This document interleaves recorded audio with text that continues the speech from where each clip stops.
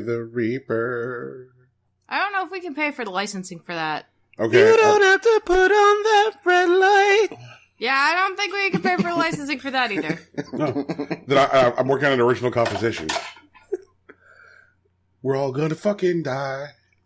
We're not gonna die, Brian. We're all gonna fucking... No, I'll die. No, wait. No, hold on, Tegan. I think you might be onto something. We put some 808s behind it.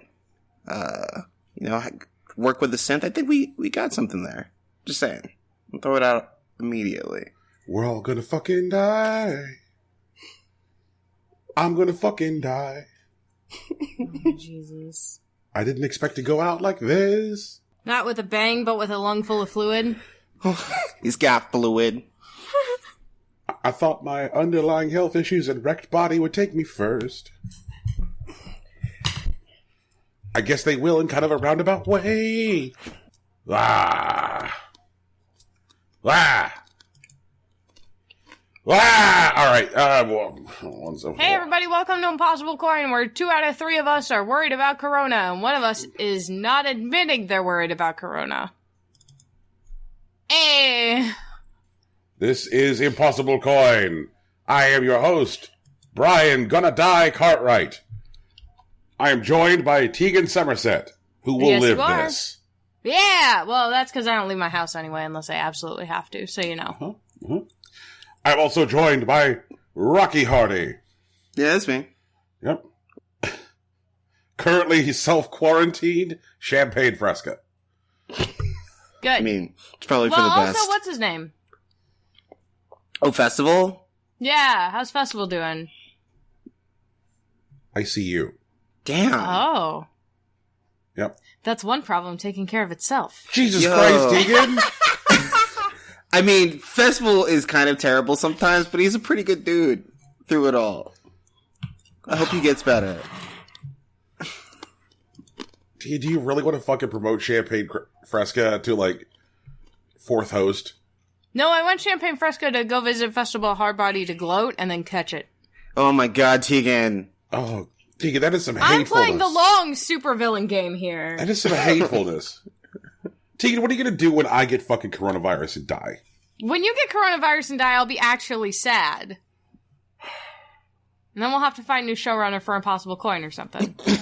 Jesus Christ. I mean, what would Brian have wanted, Rocky? Oh, he would definitely want to preserve the 3-person structure. Well, we would have to find someone, but like, Well, welcome to Impossible Coin. Fair listener, a lot has happened. A lot. And it's one of those things where, like, it kind of... Just, listener, I don't know who you are. Hold me, but don't. I hope you're safe, but also don't touch me. Yeah, all that. I don't like being touched in general, but, like, now, for your safety and mine, don't touch me. And then I like, run around you in a circle wearing those, like, hammer pants. You know what I'm talking about. They're, like, gold and shiny, and the crotch is, like, near the knees. You know exactly the pants I'm talking about. Yeah, I have a couple. I'm sorry. Comfy. Why does coronavirus require Tegan to wear parachute pants? Because then you play Can't Touch This, and you dance around. That's what he wears in the video. Mm-hmm. Okay. It's a pop culture reference, Brian. Okay. I made one of those pop culture references we're so fond of on the show. And then I say, I understood that reference, and then we use a JPEG. Okay. All yeah, right. basically. It's a thumbnail option for you. It's a thumbnail option. I'm here to generate content. Yeah. And play video games. Subscribe to our OnlyFans. No, we don't have an OnlyFans. I am not doing an OnlyFans. Absolutely not. I will sell my feet pics, but I will not do an OnlyFans. Tegan, take a step back. There's a lot of content on OnlyFans. While it is a good place for sex workers to get their start, there's definitely a lot of non-sexual OnlyFans content out there, and we just need to be cognizant of that reality. Okay. Are you sure? Because... Yes, Tegan, I am sure. All I see are my cosplay friends going like, I made an OnlyFans for my lewds. And I'm like, I don't want to see your lewds. Subscribe to our OnlyFans for pictures of my velvet coin purse. Oh my god. You'll do your velvet coin purse? You're not going to take pictures of your feet? You're goddamn right. Oh my god. That's right. Okay, we'll do an OnlyFans specifically for Brian's velvet coin purse collection, I guess. Jesus. What? You see, now it sounds like an actual thing that you subscribe to from, like, the Franklin Mint. You know, like, for $34.95 a month, you'll get a velvet coin purse. Jesus Christ, that's a lot. Hey, I could post my yearly, I get the Danbury Mint ornaments. Yep. The gold plate ornaments. Yep. I get those. They're cute. I like them. My mom has a collection, so, like, she's like, I'll buy you that every year for Christmas, because that seems to be all you want. And I'm like, yeah, and they're like $20. But they're nice, and they look good on my tree. They look good on my tree. It's like March, and I got, like, a red and gold Christmas tree going, because my room is brown. Like, the living room is brown, so it just fits. It fits very nicely, okay? Get off my dick! Yeah, I'm drinking at like 9:30 in the morning because I'm terrified. Why? Brian, to be fair, Tegan, Brian's been sipping White Claw for like the past like 2 months when we were doing the show. But that's not really? true. Okay. Oh, okay. I gotta tell you that like during the summer, you know, last year we definitely did live through the summer of Claw, where there were multiple episodes where like. I was like, okay, there's no laws, but when the summer of Claw was over, I mean, it was the summer of Claw. I mean, you can't very well have the fucking summer of Claw in the fall. Like, what the fuck is that? The fall of Claw? It is literally the fall of Claw. Well, no one wants the Claw to fall. We just don't want that. You know? May the Claw reign forever. May there be cans of White Claw after we're all gone. Oh my god. Like the Claw's dead. Long live the Claw. Oh, Jesus. Like, someone fucking saunters into Mordor, tosses a can of White Claw into the Mount Doom. It's probably that goofy-ass, like, tangerine flavor. Oh, man. You can't get that watermelon, no matter how hard you look for it. Like, you could find the lime. You could find the lime. It tastes like Sprite. But the watermelon is hard to find. Isn't Claw just fucking seltzer water? With slight flavoring and a bit of alcohol, yeah. So it's fucking, you're drinking LaCroix, but with alcohol in it? You could do that yourself. Yep. With some vodka. Uh-huh. That's correct. What the fuck? Why do people drink seltzer water? It's bad. It's bitter and gross. Well, like, they're trying to avoid drinking soda, but they want the fizziness. Shit, like, yeah. There's a strat to it. I understand it. I don't condone it, but there's a strat to it.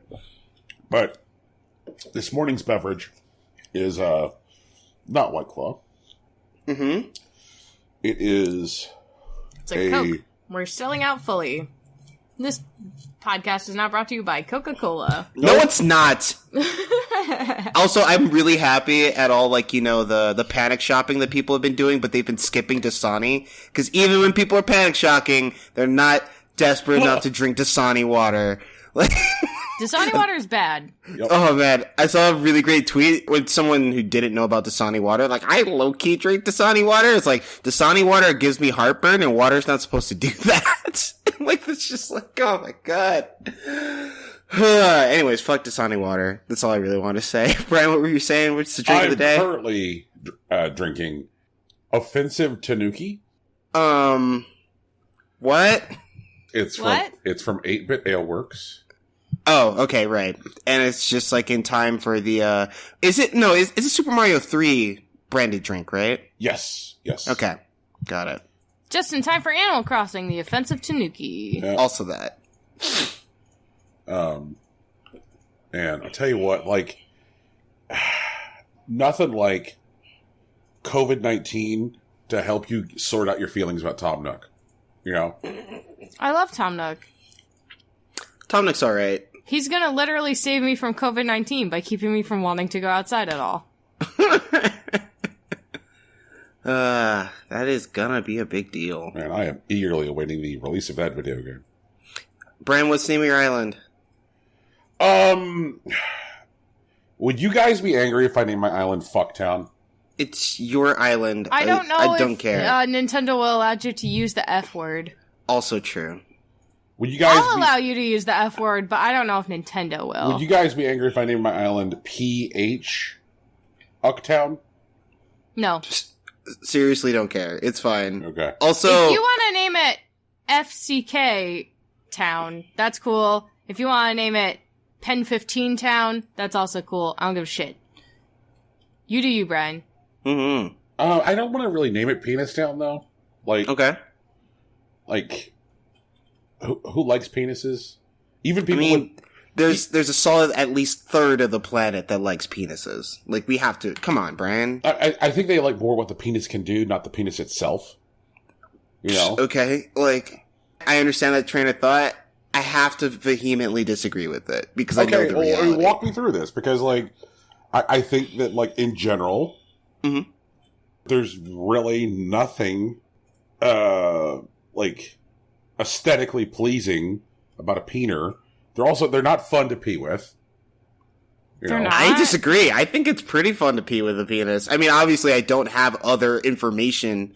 Like, maybe it might be better to, like, not pee with a penis, but in my experience, I have a pretty good time peeing. Okay. I'm doing all right. Well, Rocky, I'm gonna... You're a focus group of one right now. Yeah, of course. I'm just gonna ask a qualifying question, which might give me more important data. Sure. Would you say that you wear a turtleneck or a crewneck? Crewneck. I know what this question is, and I don't like it. Okay. Actually, so I don't get to talk about this often, but like I think it's funny. I think it's funny to me. I read a book in my early teens by Ned Vizzini, like rest in peace, and he. God, this is a dumbass book. It's about this teenage kid who wants to, like, hit on the hot girl or whatever. And there's a bit of sci-fi in it. Before anyone knew what quantum computing was, someone made a computer and, like, taught it to, like, interact in social situations using quantum computing. And you could ingest it as a pill, and it would, like, attach itself to your brain and, like, communicate with you and tell you how to do stuff. And so this teenage kid buys one. And, like, it, like, tries talking him into, like, going sans turtleneck. And, Is this literally the plot to Be More Chill? Yes, it's Be More Chill. That's the book. And, when I was, I guess, really impressionable in my teens, and I decided that I wanted to go sans turtleneck because of the book. And when I talked to my parents about it, they were, like, incredibly supportive. And so, like, we went and we, like, scheduled an outpatient procedure and got it done. And so, like, that's just my life now. Wait. What? Ooh, you broke my brain. There's a lot there for Brian to unpack. Yeah, that's sure. I know, that's why we're here. Alright. Fuck. God. So Rocky's, your sample size of one has actually had both experiences. Yes, I have. Okay. Amazingly enough. Okay. 1 second while I sip from my beer.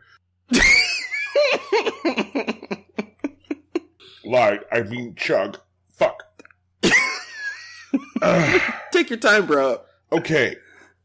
Fuck. I'm gonna come up with a word other than fuck. Give me a second. I believe in you, man. Okay. Fuck. Alright. Tegan, do you remember that time? I remember many times. That Rocky told us about how much he jacks off? Yeah, I do remember that. That was like a fucking 40-minute conversation that I try to disassociate from weekly. Alright. First of all, I'm glad that, like, Rocky's jack-off revelation haunts you more seriously than Jacob fucking Marley. I don't know who Jacob Marley is. Oh, wait, yes, I do. Never mind. Wait a minute. I do. Okay. Yeah, you're right. You're right. It does. Second, thank you for explaining to me what my relationship to this story is going to be.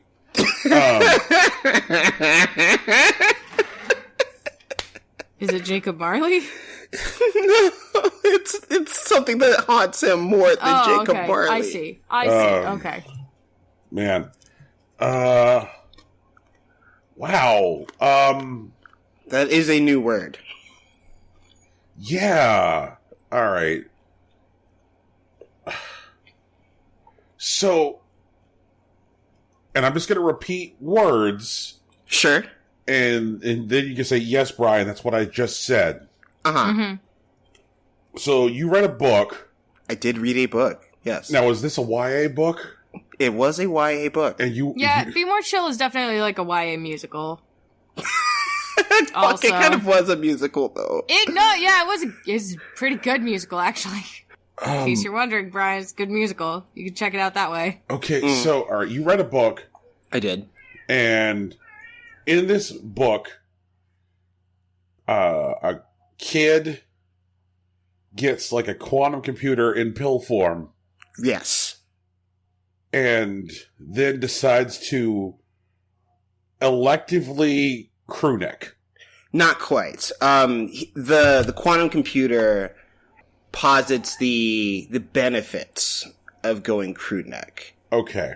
It doesn't happen in the events of the book. Okay. But it definitely got young Rocky thinking. To be fair, when I talked to my parents about this, they weren't incredibly inquisitive. They were just like, all right, cool, man. For sure. We'll figure it out. And that was it. Like, we didn't really... That's what you want to do. It's your body. Yeah. I made a choice about my body because I read a young adult book. It's worked out for me so far as I'm concerned. Wait, Ned Vizzini killed himself? Yes, that's why I said rest in peace when I mentioned his name. Okay, I thought you were just funning. No. Because we're all dead, Brian, this is a very serious podcast. We talk about very serious issues. God, he jumped out of a fucking building. Yes, that is true. That's a way to go. That's one way to go. Fuck. If you were gonna pick a way to go, I mean... Yeah. God damn. Definitely knew what the view was like from halfway down. Oh no. Oh no. Yes. I believe the point of that was yes. No, Brian, no, that was an illusion that Brian probably didn't want to revisit right now. I see. Ooh. I misunderstood. As usual. I had to double check to find out if he threw himself off a building in Manhattan the same year as Playboy playmate Stephanie Adams threw herself off a building in Manhattan. Okay, why?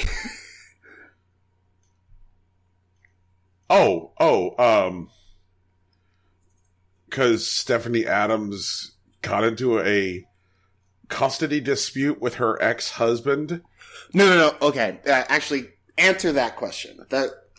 First. Go ahead. I don't know. I was just really curious about the synchronicity of the universe. Okay. I just wanted to find out, was there just a lot of that going around? Turns out they did not throw themselves off buildings in Manhattan in the same year. It was done in different years. Okay. Oh, fuck. All right, so back to dicks.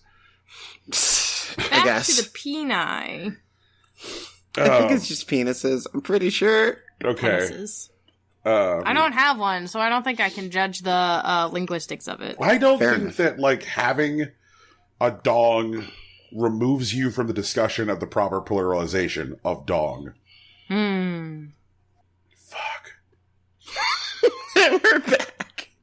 Yep. I mean, it does remove me from lots of decisions about someone else's body, but, I feel that. That's not one of them, apparently. Yeah. Yeah, because I don't think this is a decision about somebody's body. This is a decision about just strictly linguistics. Gotcha. Okay. You're not telling anybody what they can do with their penis. You're just you're just saying all right, here's how this works. As long as it's legal, do whatever you want. Right. Don't go sticking it in a kid or a dead corpse or something like that. But yeah, just I don't. Otherwise, do whatever you want. God, motherfuckers. All right, so Rocky. Mm-hmm. Only fuck consenting mothers. True. Always. Back to the experience of peeing. Uh-huh. When you wore a turtleneck. Yes.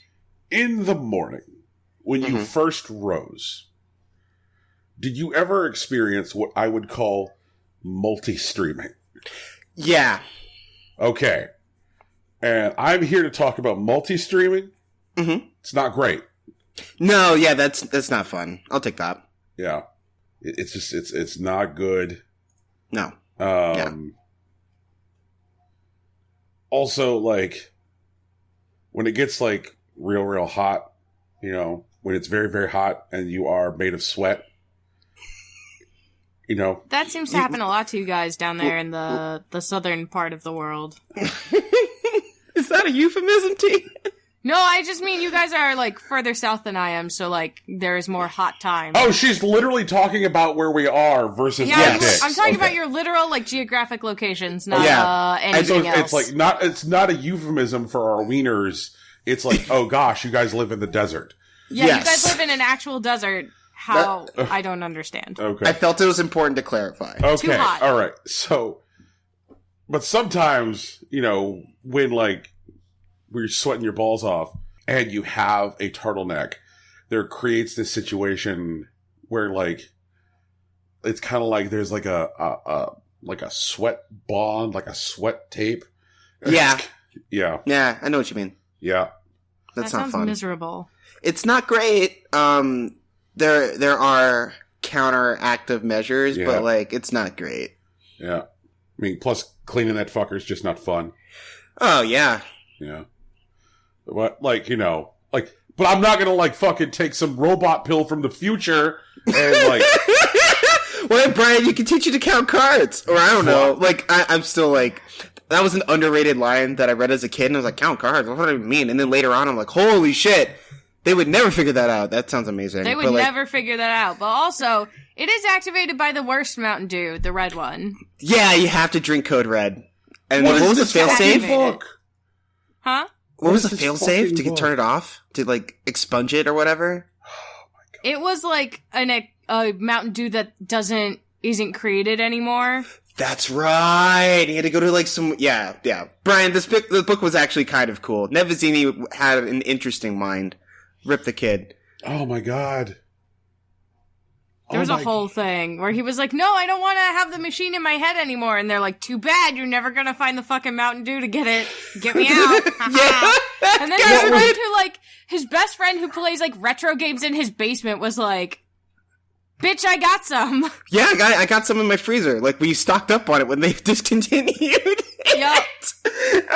Fuck, that guy was actually boys. Like, holy shit. He was best friend material. Like, Michael was the best. Michael was actually pretty fucking great. If you ever get a chance, maybe read Be More Chill. It's kind of a funny story, which is like his later book, was also pretty good. I don't recommend the film adaptation. I mean, Zach Galifianakis kills it. I feel like even though Zoe Kravitz was there, she didn't do a lot. And I can't remember the name of the girl with like the facial wounds, but I felt like they held back on those because I always imagined those being like worse. You know what I mean? But Nevezini's a pretty cool author. You should check out his work. You know, it's all right. And Be More Chill was legitimately wild. I read it as a kid. So. Right, yeah, it's kind of a funny story. Yeah. This man. And off a fucking building. Wow. Yeah, off a building, yeah. Well, I mean, okay, so it's kind of a funny story. Is semi-autobiographical, because he actually did spend time in, like, an adult... diaper. Like, psych ward. Because, like, he was ideating. And then, like, after that experience, he turned that into a book, but he made the protagonist a teenager that was still, like, in the adult, like psych ward. So he, like, just retooled the experiences and made it, like, semi-autobiographical.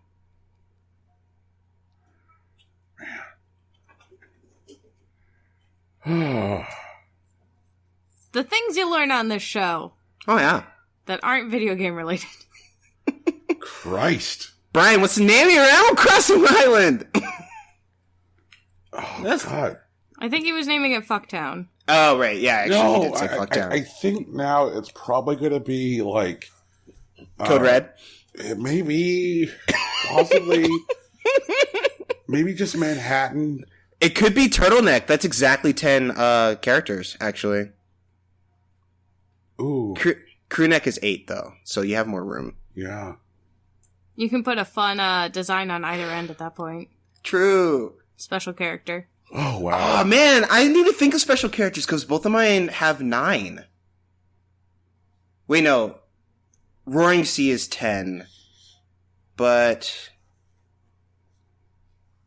No, Ram's Meadow, I think, is also 10. Man, you got the good names. Tegan, I believe in you. There's a name inside you. No. I'm probably just gonna call it Hyrule, honestly. Oh, come on, Tegan. You could at least do, like, Eventide. Tegan, go over the Wind Waker Islands. Just steal one of those. I could just make it Outset, then. Outset Island is pretty cool. You could do Outset, and then you could do Designs. Leaves you 4 characters. So, nope, not someone, a YouTuber who I watch regularly, Jello Apocalypse. Just today posted a video about, well, today, like, recording day, not today, like, posting day, about what sort of, like, life changes he would make to Animal Crossing. Like, basically, it was, like, he did a video a couple, like, right before Sword and Shield called Let's Make a Pokemon Game, and this one's Let's Make an Animal Crossing game, and it showed, like, things that he wanted to change in the game. Okay. And he was like, I gotta do this video today because Animal Crossing comes out Friday. True. And it was really good. It had a lot of good ideas. Like what? So, like, there were, in addition to, like, your area where the seasons always change, there were 3 areas that surrounded you in addition to, like, the island. Okay. And one of them was, like, a harvest, like, fall area that was, like, farm sort of situation that was, run by a family of crows. There was, Jingle's, like, assistants who ran, like, a northern snowy, like, ski lodge area. And then there were, some catfish that ran a swamp area to your side, and the swamp area had bugs year round, and the farm area had, like, extra, like, fruit and stuff you could harvest. And then and obviously, like, more fruit came in, like, naturally, the more you were, like, friendly with the crow family. And the Jingle area specialized in, like, furniture, so you'd be able to catch all stuff all year round. Okay. And then, like, in addition to the island, the regular, like, sunny, summery, tropical island. And, they added a new section to the museum called the Greenhouse, where you could put, like, the flowers that you'd, like, crossbred or whatever, and all the fruit and all of that stuff as, like, a collection, like, exhibit sort of area. And it was run by a moth. So cute. Who pretended they were an owl by wearing glasses. Oh, God. It was so cute. But yeah, it's a good movie. But also, it's a good movie. It's a good YouTube. But also they added, like, a time travel mechanic that was, like, sort of a la, Harvest Moon or whatever, where you could advance by a day by going to bed. So, like, if you finished everything you wanted to do in that day, you could just go to the next day. Man, that would frustrate the shit out of a certain famous mole. Like, well, he's retired. Yeah, he's also retired. But they also added, like, another time travel element for, like, if you knew you weren't gonna be in town for a week or whatever because you were going on vacation or something, there was, like, a sleepy dragon, and you could wake up the dragon, and if you woke up the dragon and told him how long you would be gone, he would pause the time so that you wouldn't miss stuff. So you could do, like, events or, like, holidays and stuff and not get punished for, like, not showing up for a while. That seems really tricky given how they've built the game. Yeah. I liked it. I thought it was really fun because they were also, like, you could do, like, the way you can customize your town, you could also do, like, a town that's always on Halloween and, like, you just have Halloween Town. And I'm like, ooh, that'd be fun. A town where, like, it's Valentine's Day all the time or Jingle's always around. That'd be a blast. Really cool. I've seen, like, a couple, like, screenshots of people that have had the game in their hands for a bit, and they've built, like, one of them had this really elaborate entrance to, like, the museum. Like, it was, like, 3 tiers of stairs with, like waterfalls running down the sides and, like, sphinxes, like, at the base. Someone actually made a scene where there was, like, they had, like, a wrestling match with, like, the player character, like, wearing, like, a luchador mask, like, walking in. And there were, like, animals, like, sitting around in the stands and stuff. It was kind of neat. And I'm just like, we can build stuff like this? And I'm like... Kayfabe. That's the name of my town. I fucks with it. Alright. Seems legit. Kayfabe.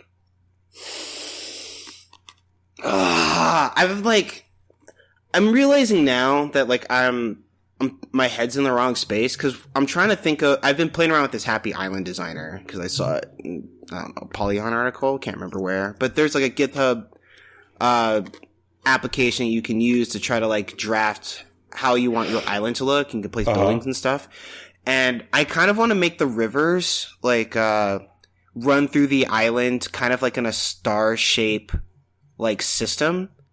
So, like, there'll be, like, a star in the middle, and then, like, at the point, so, like, they'll branch together and then, like, run out into the sea. And then I guess just have, like, a section in the center where I put my stuff. And I just travel by pole or whatever. But, like, I realize I don't know when I'll have the ability to draw rivers like that. But, like, I'm really, like, invested in this star, like, river idea.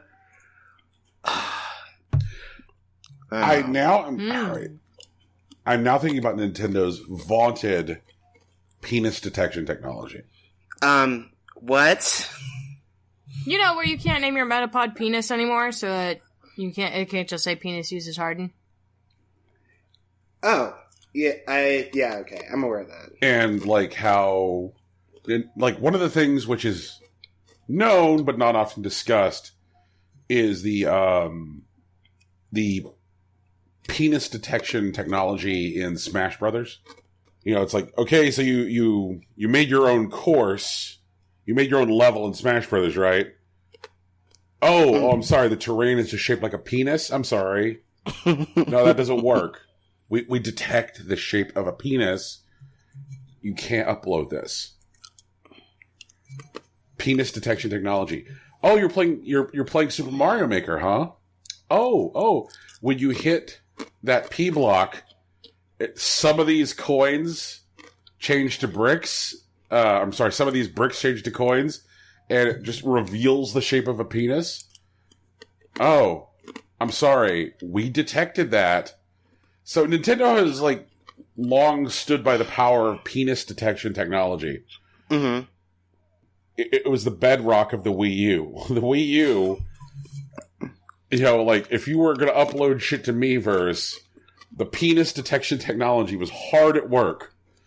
And it was, like, getting rid of that shit immediately.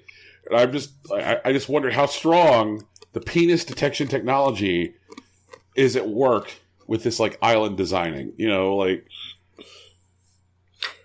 So, like, you're positing that, let's say, someone who gains the ability to reshape their island, and, like, they shape their island, their river, whatever, into the shape of a penis, Nintendo might do something about it. Yes. Okay. Because Nintendo has historically prioritized penis detection hilariously. I just wonder if they will do so again, or... Oh, to circle back to this, Brian, if penises are not aesthetically pleasing, why do people draw them so much? Because they're funny. I mean, comedy is an aesthetic, I'm pretty sure. I don't think so. What? I don't think comedy is an aesthetic. I'll come back to it. Continue. If you don't think comedy is aesthetic, then what are clowns? Scary. Not always. But...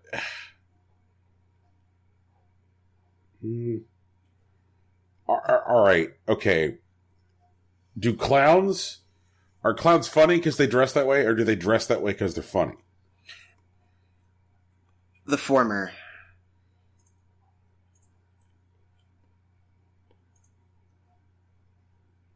They dress that way because they're funny. No, like, they're funny because they dress that way. No. They dress that way because they're funny. You know. But what about Pagliacci? Look. Pagliacci is funny. You know. Yeah. Yeah, but, like, I mean, he's sad and all. Yes, he's definitely sad. But he's funny. Like, that's his struggle. That, like, You know, like, that's the whole bit. That's the joke. Like, yeah, that's the joke. Yeah, like he's a guy who's like, oh, God, I just want to throw myself off the Vizini building. And then just, like, he's funny. You know, it's a fucking struggle. It's, ooh, man. God damn.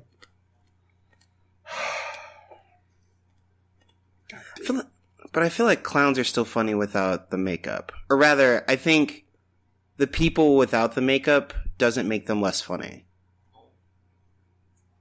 Well, that's what I'm arguing. I was saying they dress that way because they're funny. Like they don't become funny because they dress that way. I disagree. I think they are funny when I think it adds to it, but I don't think it's the defining, like, characteristic. I think there are unfunny clowns. You know what I mean? Okay, and people can dress up like priests, but it doesn't... All right, look. Okay. These are... One does... All right. So, firemen dress that way because they put out fires, right? They don't... You know, like, they get the hats, they got the boots, they got the jacket, they carry the axe. Right. You know, right. Because they put out fires. Yeah. But, like, okay, now let's make it October. And, like, somebody's like, I'm going to get a sexy fireman outfit. Mm-hmm. It's just another motivation for dressing like a fireman. Like, it doesn't mean it's not true that the first group of people are dressing that way because they put out fires. Like, you know, there's more than one reason to dress like a clown. I mean, you could be like a guy from 4chan who's just like, you know, we live in a society. We live in a society. Oh, man. We live in a society. Completely live in a society. We live in a society that values toilet paper over hand soap. Yeah, people aren't thinking that far ahead. Fuck. I'm gonna die. We're not gonna die, Brian. I'm gonna die. Brian, give us the Brian updates. It might be your last chance. 2 new Brians entered the fray. Okay. 2 new Brians have entered the fray. Yeah. There's now South African Brian and Pennsylvania Brian. Which one do you want first? South African Brian. We've been waiting. Okay. Come on. South African Brian has recently gone to the doctor and then gone to some various specialists. Sure. I know this because I am now in possession of South African Brian's medical records. I'm sorry, I just choked on my drink. You're what? That's a problem, Brian. That is a concern. Yeah. So His medical records? Yes. His medical records. So South African Brian first went to his GP for a referral. And he got a copy of his full medical history emailed to him. Oh my god. So that now way you just have that, I guess. And then as a bonus, when he I guess he must have thought nothing of it, you know, when he contacted his GP like a second time and was like, where's my medical history? I never got it. And they're like, well, we sent it. Like, so he must have got it. Because then I got the stuff from the neurologist he went to visit. Oh my god. Yeah. So, Brian, in your distinct medical opinion, can you tell us if his brain is bad? Fuck.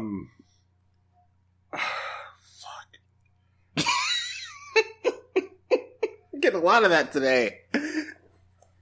I'll tell you what, it feels like talking about a guy's medical history is different than talking about a guy's pizza coupons. That makes sense. So, like, I feel like it's one thing to say this fucking lunchbox said his medical history to me, you know? Yeah, and then it's a different thing to actually weigh in on it. No, dude, I know. I'm messing with you, man. Fuck. Like, don't tell me about his brain. Holy shit, I don't know this guy. Email that guy. Yeah, definitely email the guy. Email his doctor and be like, yo, hi, this is not the Brian Cartwright. This is the wrong Brian Cartwright. You created a huge HIPAA violation, my dude. Well, they're South African, so like they're not subject to HIPAA. I assume they have something equivalent, but I don't know anything about South Africa. Right. So, Jesus fucking Christ. South African Brian. Yeah. South African Brian, are you And I was like, okay? South African Brian coming in hot, strong contender right up front, for the Brian Olympics. You gotta make sure to say, I hope they all get a mysterious email, like inviting them to Cartwright Con. They just find out they're all named Brian Cartwright. Brian, I would watch that movie. Can we make that documentary? Please. I want to do it. I want to do it so bad. This is, something. This is turning into something, that's for fucking sure. And so then, Pennsylvania Brian. Pennsylvania Brian. What'd he do? This guy. Wait. No, yeah, Pennsylvania Brian is new, right? Yes. Okay, yes. I was conflating with Boston Brian for like a second. It's wild because, it's been a while since we've had, full-on new Brians enter the scene. How many Brians are we up to right now? Is it 6 or 8? I can't remember. Okay, let's see here. Let's run them down. Boston Brian, Texas Brian, Georgia Brian, British Brian. I feel like I'm If your last name is Cartwright, stop naming your children Brian. Please. At this point, stop it. Well, Brian's gonna get your email. I mean, Brian's most gonna get of whatever them... fucking important information you're trying to send somewhere else. Oh my god, this is ridiculous. The mistake was made decades ago, Tegan. All right.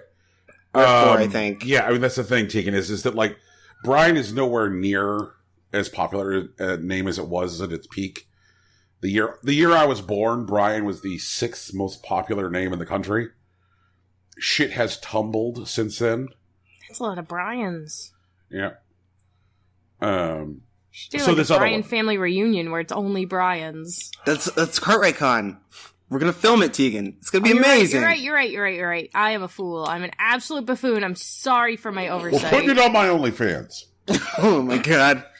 See here, one second. Mm-hmm. Oh, he's gotta open another beer. Another Jesus. Wait, I already forgot the name. It's Tanuki. Unruly Tanuki? Offensive Tanuki. Offensive Tanuki. Yeah. All right. Ooh. So, Pennsylvania Brian lives in Pennsylvania's 17th Congressional District. Sure. You got his voter registration. No, this is better. Oh, okay. I don't know how, but alright. So, apparently, Pennsylvania Brian is some kind of Republican. Sure. How do I know this? Vote for him. Because he writes angry letters to his Democratic congressman, all the time. All right. And I guess he writes angry emails to his Democratic congressman all the time. And so, every time he writes to Representative Connor Lamb of Pennsylvania's 17th District, I will get back emails from the office of Connor Lamb. Sometimes they're form letters being like, "Dear Mr. Cartwright, we've gotten your fucking letter. We will add it to our pile of don't give a shits." Sometimes they're personalized. Sometimes he'll actually get back a thing which is like, "Mr. Cartwright, here are your and he'll lay out the response. I'm like, Jesus Christ! I'm like, how often are you writing your fucking congressman? And so these two new Brians have come out strong in ways I have yet to experience before from the pantheon of Brians. I'm like, medical records and writing your congressman. This shit's new. These are heretofore unseen Pokemon types. At least one of the Brians is invested in the political system, even if he's wrong. Even if he's wrong. That's so good. I love this. Yeah, I'm glad we're doing this, guys. So it's fucking weird, man. The thing is that I always say, like, because, like, the only one I feel like has an excuse, and he, like, I still don't believe he has a real excuse, is Boston Brian, because, like, his is the one whose, like, actual email address is legitimately the closest to mine. And these other ones, I'm like, how is this happening? Like, why are you, what? Fuck it. Feed them beans. Just. What are their email addresses? Like, are there actual No, email addresses he can't publicize their email addresses. That's dangerous. Yeah. No, I'm not saying he should publicize them. I'm saying he knows what they are. Well, in some cases I do, some cases I don't. For the ones that you do, you should email them. Oh, Tegan, you don't think I've tried? Brett, this is a prison that he has to live with, Tegan. He's been trying to fight this for the better part of a decade. Yes. Oh my god. You know, it is the realest shit. Brian, I'm sorry. You know what? I did email, so I found out there is another Tegan Somerset who has an email that is very close to mine because I accidentally emailed her. Oh, wow. I accidentally emailed her something from my previous job that I was sending myself to work on at home. Not anything, like, confidential or anything, just, like, a paper I had to fill out. And she just emailed it right back to me. And I was like, oh my gosh, thanks so much, because I literally did not type one of the letters in my last name, and it got over to her instead. And did you type, like, Somerset, you know? Yeah, one of those sorts of things. Okay. And she emailed me right back, and now we're connected on LinkedIn, and she just got a promotion at work, and I congratulated her. I'm very excited. Gang. Oh, you know what? That's what I should do. I should fucking, like, try and friend all these jokers on LinkedIn. Brian, you gotta make the coveted brotherhood of Brian Cartwrights. Like, turn it into, like, a secret, like, society or some bullshit. I don't know. Brian, there's potential here. I need you to do something with this information. Only Brian Cartwrights are permitted to join the coveted brotherhood. Then you'll have jokers, like, just trying to, like, change their name to Brian Cartwright just for clout. Just to join in on the brotherhood, Brian. Brian, come on, I want to meet these people. They sound ridiculous. Brian. They don't sound like real people. No, they don't. That's why I need to meet them. I need to understand how they are real. Because I feel like it's going to happen. I don't know how, but I want to see it. It doesn't matter. Brian Cartwright Con this year would have been canceled because of the fucking plague. The corona. We regret to inform you that the conference is canceled due to plague. I need to walk you guys through, like, the emotional ups and downs of, like, this convention that I was going to go to, I guess, starting... It would have been on Monday. So, first, like, my company said, like, we're not sending anybody, you know, due to COVID-19 concerns. And so I contacted the conference, and they were very good about it. And they're like, we'll defer your registration. You can use it whenever you want. And I'm like, that's very cool. And then the convention itself got delayed until September. And I was like, oh, that's great, because in September, hopefully, if we're not all living in The Last of Us, I can go. And then they send out another email that's like, fuck it. It's not happening in September. Whatever. Hopefully we don't all die. Love this organization. And I was like, well, shit. They're like, you're all still deferred. You can all still use it whenever we return to being a society. You know, man. Wait, does this mean we don't live in a society anymore? We do. Rocky, we no longer live in a society. Lit. Like, 4chan is, like, terrified right now. They don't know what to do. Oh. Okay. Isn't this what they wanted, though? I thought they wanted us to tear down society. 4chan? We did it. Yeah. All they want to do is, they just want to jack off to anime. I mean, also they can just want to jack off to anime. They can just do that. Like, I understand there are very big parts of 4chan that do that, but you can kind of do that anywhere. Just, you know, not in public. Like, fuck. Live in a society. Leave your ahegao shirt at home, please. Oh, God. No one wants to see that. No one! What the fuck? Alright, wait. All right, what was that word you just said, Tegan? Leave your ahegao shirt at home. Okay, and that's that thing where like people make the face. Yes. Yeah, that's the faces. cummy face shirt. Okay. I hate that phrase. I'd like to never hear it again if that's okay. Okay. The cummy face shirt? Okay. If one of us is going to set Rocky off, I'd prefer it was me. If I encountered a genie, and the genie was like, look, bro, you've got like, I don't know. 2 wishes. I was going to say probably something like 36 wishes. That's a lot of wishes.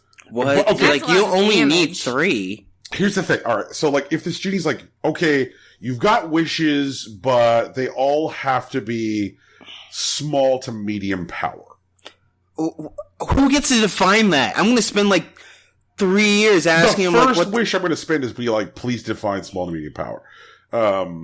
I wish for you to define small to medium power wishes. Don't waste this dumbass wish. Brian, I swear to God! It's like, oh my God, the wish game. What I'm just saying, Rocky, is that, like, I never, ever, ever want to see that cummy face shit pop up in my Pornhub results ever again.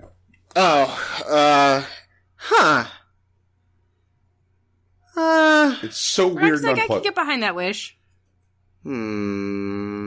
I think I like ahegao as a concept, but just don't like it as a shirt. Nope. It could be worn in public. No, I just...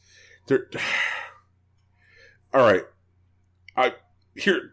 There's 2 different people in this situation. Sure. One, there are the content producers who are getting paid for making it. And then 2, there are the guys who are like, I want to see real life girls in the world making this face. Yeah. And those people, fire them into the fucking sun. Yes, I am going to, like, shame your kink. You're weirdos. You're weirdos. Here Okay. I am. We are not, however, going to shit on the girls who are trying to make money off Oh, of it. absolutely. Right. Fine. Like, they're all fucking cool. Yeah. They're fucking cool. I like, have It's no the clowns problem. that like ahegao like in real life. Yeah, for sure. It's just like, oh, man. Did you guys see that music video that, all right. The OK Maybe- Boomer thing? No, I was going to say the video, it was on the YouTube, Just a Step Away. No, Yes, because Brian showed it to me. I didn't. I was away for this. It's a musical like parody thing about like the stepsister like porn bonanza. Oh, yeah, wait, no, we did see that. Okay. Yeah. I remember that. Bigger priority is getting rid of the cummy face porn, then I get rid of the step family porn. Like, just... But, I mean, they're both gone. Like, they're 2 of my 36 wishes. Okay, do you also get rid of, though, here's a legitimate anime question that I hate that I have to ask. Do you also include in your stepsister porn, we were dating before our parents started dating, and now it turns out we're step-siblings? That's like reverse like Marmalade Boy, right? Yeah. Okay. I'm not mad at Quick, that. someone like, add whatever. Reverse Marmalade Boy to our list of possible episode titles. Like, at that point, I'd be angrier at the parents, I think. Like, than, like, you know, the now step-siblings. Because, like, that's not their fault. They met first. It's Yeah. just... Like, Okay. man, picture if the Brady Bunch was hot and fucked. You see, nobody wants that. The Brady Bunch did fuck. They did. We just And didn't get to see it. I don't think I wanted to be honest. I didn't either, but, I mean, they did fuck. Are we talking about the fact that, like, the guy who played Greg was tagging the mom? What? That Like, yeah, makes in real sense, but I didn't actually know that. Yeah, the actor who played Greg, was fucking the actress who played the mom. For sure. Good for him, I guess. I mean, I guess, like, all those long nights having to, like, repeat dialogue about how Marsha's nose will be better by the prom, you just get bored. Shit. Yeah, actually, Man. like, preparing for a show like The Brady Bunch does sound boring enough to, like, incidentally fuck. Right, yeah, you're just, like, sitting around, you're like, fine, fuck it. How often can Sam the Butcher come over? Alright, whatever. Like, man, that show was weird. Yeah. Listener, I have a confession to make. I think that this week this show is only kind of about video games. It's weird out there, y'all. It's very weird right now. Everything is weird. We're sorry it's weird. We wish we could make it less weird, but it's just hopefully hanging out with us is making it less weird for you, the listener. Like, I hope that, like, hanging out with us is, like... I hope there's some, like, dude in Italy who's just, like... in quarantine, and he's not one of the guys who's just, like, hanging on his balcony being cool with a fucking, like... Have you seen these people? Have you seen where they're, like, singing and clapping and shit? Yeah, they're all like... La la la la la la la la la la la la la. They're like, everything sucks, we may as well make it fun. Right. Well, I'm just picturing that there's, like, some member of our listenership who, like, lives in Milan, right? And is like, you know what, it's Mario. Mario is a listener to this show. And he's just, like, sitting in his apartment, his Italian apartment, and he's like, can you hear all these assholes on the balcony just trying to listen to our show? Like, they make it a ruckus. They're just like, we're here for you, Mario. I hope we make your life better, Mario. Oh. God damn. Oh, man. So, Rocky, I watched Atlanta, like, all of it. The whole thing? Yep. That's a lot to do at once, man. You okay? No, it's no, not... he's not okay. He's gonna die. I was gonna say, I'm not okay, but it's unrelated, Fair enough. Yo, so, how sick was that invisible car bit? Oh my god. Or like, oh man, I actually can't remember the protag's name right now, but I remember, in the 10th episode, I had to stop myself because of that, like, wacky dinner that they went to at, like, episode 10. You know what I'm talking about, right? Yep. Like, dinner party. And there was that dude that showed him, like, all this, like, African, like, stuff. Oh my god, like... And, like, eventually, like, he breaks down and he's just like, I'm fucking broke, dude. And I'm like, I felt that, but I had to stop. Like, that was triggering for me. I was like, alright. And this is wild because, like, there's parts of the show which are very, very distinctly about the black experience, and then there's also parts of the show which are, like, very, very distinctly about the underachievers experience, because, like, like, Earn, that's his name. Yeah.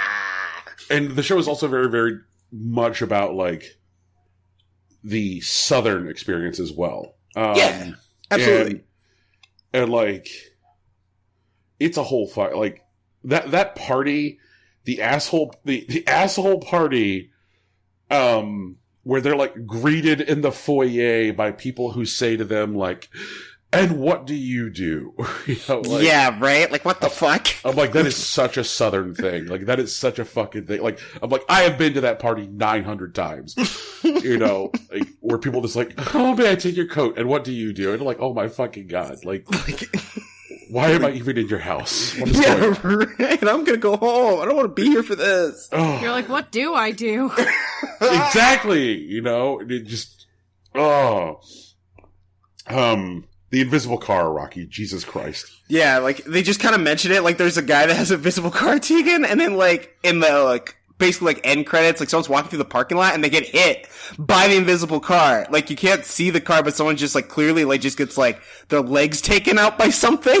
What the fuck? Okay. Dude, it was lit. Like, I mean, Atlanta's lit, 100%. Like, they do so many great things with just visuals and storytelling and shit, but holy, man, that fucking show. I love how the show just doesn't even fucking care, and for 3 episodes of the second season just becomes a horror show.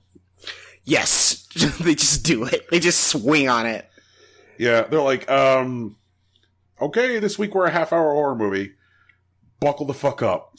I mean, to be fair, a lot of that show just generally was very much buckle the fuck up. Yeah, but dude, Christ, Teddy Perkins. You're right. Teddy fucking Perkins. Teddy Perkins ruined me. Oh, man. Teddy Perkins, I won't say he prepared me for the coronavirus, but, like, at least I've already looked into the face of darkness. Like, Jesus, Teddy Perkins. Oh, man. When we got to the end of the episode, I said to Beth, I'm like, that was Donald Glover. She's like, oh, yeah. What?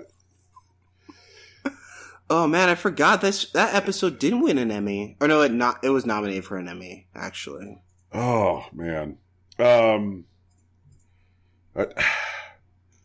the episode where Vanessa is wandering around Drake's house.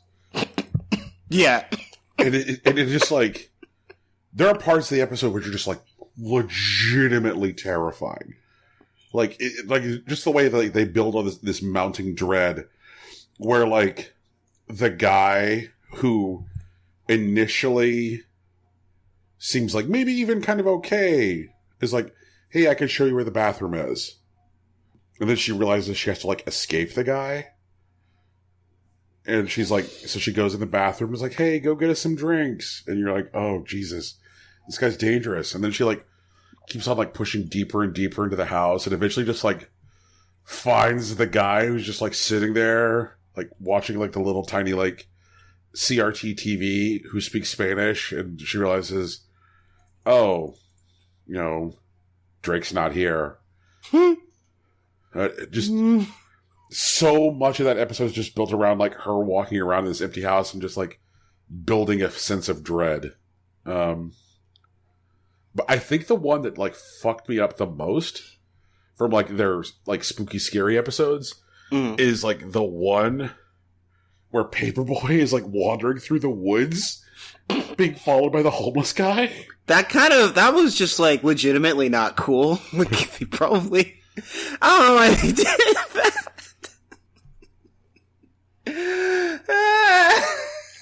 Oh man. The episode that they did, which was designed to feel like Get Out, where like Ern and Nessa went to like the fucking like little German mountain town in Georgia. Yeah. Oh God. Such a good show. Mm-hmm. Such a good show. Man. Tegan, strong recommend. Sounds like a capital B bad time. It's mostly like comedy drama, but they do like swing on horror in a couple of episodes. But it's just the beginning of season 2. Like seasons 2, like 1 through 3, I think. Yeah, Robin season. Yeah, that's what they call it. They call it fucking Robin season. Fucking alligator man. There's a who? There's an alligator man? Yeah. A man made out of alligators or a man who can summon alligators? A man who has an alligator. I see. Yes. I guess he could technically summon an alligator, but I wouldn't trust him to do it. I guess he can summon it simply by opening his bathroom door. Oh. Don't like that. Mm-mm. Don't like that at all. Oh God, and that's the episode where they like talk about Florida Man. Oh man, yeah. Tegan, it's real good. Like I did not anticipate binging my way through the show because I'm normally a guy who likes to avoid binging. But like, I just sat down and I was like, oh, look, there. Well, I'm all done. No, that was everything. How did I watch everything? Wait, there has to be more under here. And then you like pick up your TV and you like shake it a little bit to see if the little crumbs fall out. Like, there's a moment, Tegan, in the first season where two characters, Ern and Paperboy, are in the club because the character of Paperboy has been paid to make an appearance in the club. Oh man! And Ern is trying to get him paid. And so Ern keeps on like chasing the promoter at the club. Right. And at one point, like the promoter's like, let me get you a drink. So like Ern is facing the bar, getting his free drink. And the promoter backs up to what appears to be to the audience a blank wall. Right. Sorry, go ahead. Yeah. At which point the wall rotates like it's a 1960s fucking Hammer horror movie. And he just disappears. Yeah! What? And it's just like, yo, like, wait, what the fuck? And he looks over and, like, at the wall, the dude's just gone! No trace of the door! Yep. He basically vanished, and, like, hit the B-plot of this fucking, like, episode is Ern just trying to chase him through this fucking mystery magic club to get Paperboy paid. that is the same episode with the invisible car. Yeah, it is the invisible car episode. Fuck. God. What the actual fuck? Yeah, they just kind of do stuff like that, Tegan. It just happens. Man. Yeah, it's real good. I think that was the episode where I was like, yeah, I'm in love with this show forever. It's a good-ass show. Okay, Bren, how closely have you followed Childish Gambino? Pretty darn closely. Okay, so during the Because the Internet arg, I guess, where he hid, like, script and, like, videos throughout, like, that one website, did you, like, consume that, I suppose? I did, yes. Okay, like, the, like, narrative about the boy and, like, the way how he would appear in, like, interviews, like, in the same t-shirt and, like, kind of, like, just, like, playing this character. And, like, we'd see these, like, weird videos, like, the video for Ern, where, like, he had, like, his, like, the remains of his father in Ern, and then, like, that girl, like, pours it on him for some reason. And it was, like, weirdly cathartic for him. Or, like, how he talks about that, like, he preferred to die by drowning, even if he was gonna get shot because of the drug deal. And then, like, Yafe Kato is just, like, the aftermath of, like, that conversation. A lot of really good, like, visual and, like, storytelling stuff that he's been doing over the years. I'm glad he got, like, the deal to do Atlanta. Yeah, it's so compelling. It's so compelling. It's I know this is going to sound like a weird comparison, but, like, I have never felt so completely integrated into a place as I have by this in, like, Vince Gilligan's Breaking Bad universe. Like, no, I buy it. I get that. Yeah, like, you watch Breaking Bad and you're like, fucking Albuquerque is a vibe. And you can go to Albuquerque and, like, this place kind of sucks. Yeah. And, like, Jesus Christ, like, this show nails Atlanta. It absolutely fucking nails Atlanta. Like, you get off the fucking plane at Hartsfield Jackson, and people are trying to, like, sell you a toothpick by the time you leave the airport. Like, that's true. It is wild. Don't buy the toothpicks. Don't do it. It's a trap, guys. Like, when the guy tried to fucking sell toothpicks on this show, I was like, holy shit, that is that town. That is that fucking town. Oh. God. We've had very different experiences in Atlanta. Fair enough. It's possible I was hanging out in different places, digging. You know. Did a little Buckhead, did a little Bankhead. Atlanta has the worst traffic of any city I've ever been in. Period. Bar none. It is wild. I think that, like, Atlanta traffic, for me, is summarized by, like, so I was visiting a friend who lived in Atlanta. Sure. And we were going to go somewhere. And we had to reroute because a tractor trailer carrying Kawasaki motorcycles jackknifed on the freeway. Nice. And so there was a whole bunch of, like, little shitty motorcycles strewn all over the highway. Oh my God.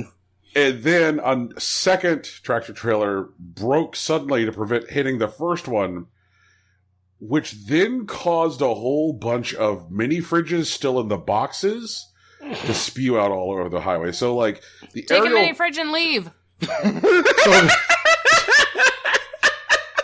Tegan's out here with the ideas. Oh, man. The Grifton strats. God damn. All right. And Rocky... All right. You're never supposed to thirst on Maine, right? Yeah, I know that. Rocky, you can thirst on Maine if you want. Grant me this thirst. Like, I'll allow it. Are you going to talk about Van? Because, like, of course. Oh, Jesus Christ. Like, I mean, she's incredible. Zazie Beetz is someone that no one deserves. And I'm alright with that. Like, fuck. She's beautiful. If it's not Zazie Beetz, I also understand. No, it totally is. Like, okay, then yeah. Yeah. Tegan, have you seen Zazie Beetz? You've seen Zazie Beetz. She played Domino in Deadpool 2. I haven't seen Deadpool 2. Just Google Domino Deadpool 2. You'll see Zazie Beetz. She's a beautiful black woman. She's got the hair.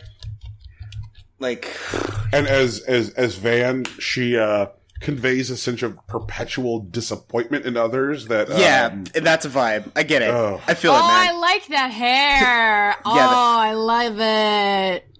I want that. Tegan, I don't know if we can get that for you. That looks so cool. I can't. I am one of those gingers with like not super curly hair, so every time I see super curly hair, I want it. I feel you. Because I'm like, I don't look like a real ginger. Oh no. I know. It's sad. Who's out here enforcing gingerdom? Well, I mean, she's talking about like, We like the Merida, like Brave type of stuff. Yeah, I want that kind of ginger hair, and I don't have it. I'm not cool enough, or something. I wasn't blessed with those genes. Teagues, you gotta flex what you got. I believe in you. I know you'll figure it out. Fucking Zazie Beetz. And she's just like perpetually disappointed. Yep. And like she's kind of always over your shit, but she's still around. I feel that. I get it. That makes a lot of sense to me, Brian. Yeah. Like, yep. I drink from this cup. From this cup, dude. I'm taking one for the road. Oh, God. Man. Rocky? Yeah. Wunsch is dead. Yeah, as a former captain, current uniformed officer would say, once time is over. Boom, did it! No regrets. What? What does that mean? Tegan, please watch Brooklyn Nine-Nine. Means Wunsch is dead. Wunsch is dead. So, Madeline Wunsch is a character on Brooklyn Nine-Nine who is the perpetual nemesis of the original captain of the 99th Precinct in Brooklyn, Captain Raymond Holt. Wait, he's not on the show anymore? No, he's still in the show. Oh, okay. I was gonna say, why would I watch it then? He's great. Yeah, he's but he's been demoted coming into this season, so he's no longer a captain. By Wunsch, because she became chief of police and Rude. Nemesis or whatever. But yeah, Wunsch is dead, like dead. And in this episode, she offers to when she dies. Holt celebrates her death because it's the end of, he's won like their endless rivalry or whatever. And then she has like someone send an email to him from the estate saying that he has to do her memorial. And like, since all the top brass will be there, like he can't embarrass her or say anything terrible about her. Otherwise he won't get his promotion back and he'll ruin his own career. And like, the joke is that, a normal person's like, fine, I can just shut up for a day. But Holt can't do it. Holt hates her so much. That like, he's just, like someone says to him, like, all you gotta do is just not say anything bad about a dead woman at her own memorial. And then like, he's like, yeah, you're right, it's impossible. Like, he's just like, oh my God. It's the best, and it's so good. Because he really means it. He does it in the deadpan that he's been doing for like 7 years. Like, oh my God, I laughed until I cried. I had to spend it took me an hour to watch that 22-minute episode because I kept on having to rewind because I was laughing over the jokes. And it's a million jokes a minute, Tegan. It was just like pop, pop, pop, pop, pop, pop. Rest in peace, Magnitude pop. Oh man. I mean, Wunsch has been this kind of like part of the fabric of this show, that like killing Wunsch feels like a choice. Yeah. I'm with it though. They've held on to something that they haven't done yet this season. I'm looking forward to when it does happen. We've yet to get the annual appearance of Doug Judy. Oh, that's coming. I'm so excited. Yeah. Tegan, you're gonna love Doug Judy and like his and Jake Peralta's relationship. Also, I hope you love Amy Santiago. I understand if you don't, but like I love Amy Santiago. Santiago's the sassy one, right? No, that's Rosa Diaz. Oh, okay. Yes, Amy Santiago is like the bookworm. Oh, she's the one who like wants Holt to like recognize her talents and shit, and he never does. Yeah, she's definitely like notice me, senpai. At some point, senpai does notice her. Yeah. Good. Yeah. They do all the right things in the show, Tegan. Like, they definitely walk near, like, a lot of, like, the common tropes that they use to stretch out TV shows, which, is common in cop dramas. But they interact with them earnestly, and they give, like, satisfying, like, conclusions to them. It's just a very well-done show. Oh my god! I did read so I'm gonna expose myself a little bit here. I did read a fan fiction. What was it? Took place in the. I'm not gonna tell you what the. Just tell me the ships. Nope, not doing it. Teeks, please. No, not doing it. It wasn't a Brooklyn Nine-Nine fan fiction, but. Okay. It was a different fan fiction, but literally, the characters from that fiction were working at the Brooklyn Nine-Nine precinct. So, like, I'm familiar with all the characters, I just don't know any of them. Was it a New Girl fanfic? No. Damn it. I'm not gonna keep guessing. It's fine. It was a Sanders Sides fanfic. Wait, what? Nothing. Okay. Whatever. You're gonna get the listen back. You edit the show. Yeah, I have the audio. I'll find it later. Brian, you were gonna say something. I was just thinking about the last moment of the show where this, like, where it just leaves you absolutely, completely, like, you've already been just, like, laughed out. You're like, oh my god, I can't give you any more show. And then Charles Boyle sits up and goes, it happened. Dude, I really love what they've done with Charles Boyle. Cause like, in so many other shows, he would be an absolutely forgettable character. Joe Trujillo is definitely swinging with like the material that he's been getting, but they just put him in these like weird, just wacky situations, and like they give him like also like the strawberry basket, Brian. Like, yep. Like there's just so many great bits that have been put together for this just like ridiculous human being, and I love it. And I'm so proud of everyone working on this show. Mike Schur, Joe Trujillo, obviously. Sandberg, I'm assuming he has a hand in it because he foils. He definitely plays the straight man to a lot of his bullshit. Like, such a good show. Yep. Oh my god. Brian, do you think the Halloweens are played out? Or do you think that we deserve a Halloween 7? I kind of feel like we already had it. Okay. I felt that way around like 5, and like 6 was like reaching. Well, no, what I mean when I say I thought we've already had it is that in season 7, the precinct had its excuse to have the first Jimmy Jab games since season 2. Right. Yeah. And so like that fills that space. I get that. Yeah. So I feel like, it's that Jimmy Jab action, and it definitely fills that space.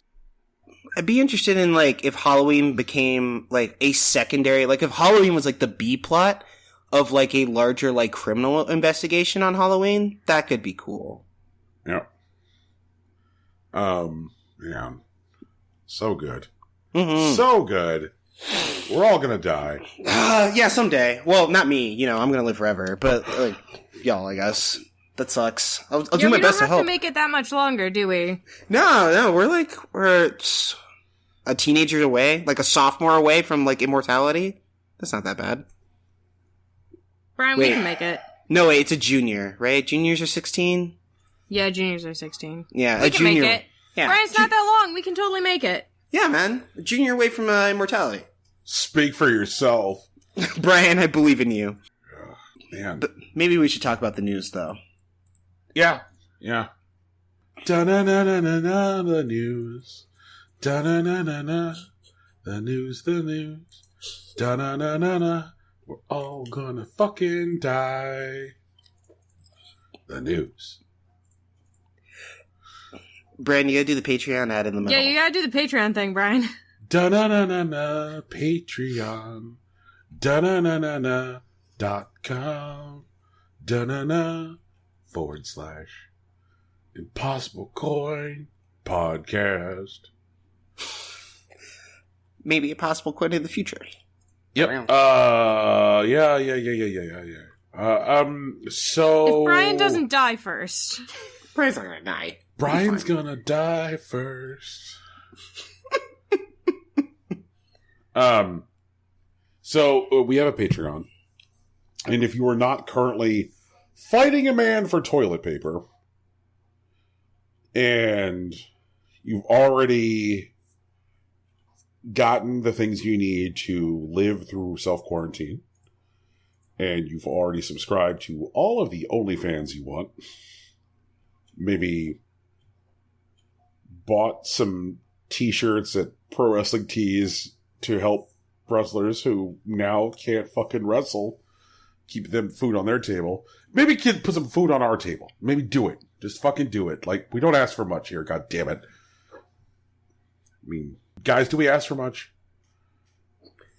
Nah, not really. Yeah, I don't think so. I think we're pretty chill. Yep. So fucking do it. We would like your money. We'll do things with it. The things are going to be okay. We'll do things like watch-alongs. We'll do things like talk about anime, or anime, or hanime, or all three. We'll talk about wrestling. Once the shows get back on. Oh, God. Oh, Jesus. All right, so I haven't watched... Because I'm off the WWE product. You know, I haven't been consuming it for quite some time. Like, I'm elsewhere in the wrestling landscape. But, so... On Friday night, WWE ran SmackDown out of their performance center in Florida with no audience. And I was like, I gotta check this shit out. I've got to see. That sounds kind of sad. I've got to see this no crowd show. Because I watched Stardom's no crowd show, and it was very good. Stardom did a show with no fans. They did a no fan show. They called it No People Gate, and it was very good. They also live streamed it on YouTube, and it was kind of like evidence that, you know, you could put on a show with no fans and have it be a good show. Well, along comes WWE, who's like, Friday night, we're running SmackDown without any people.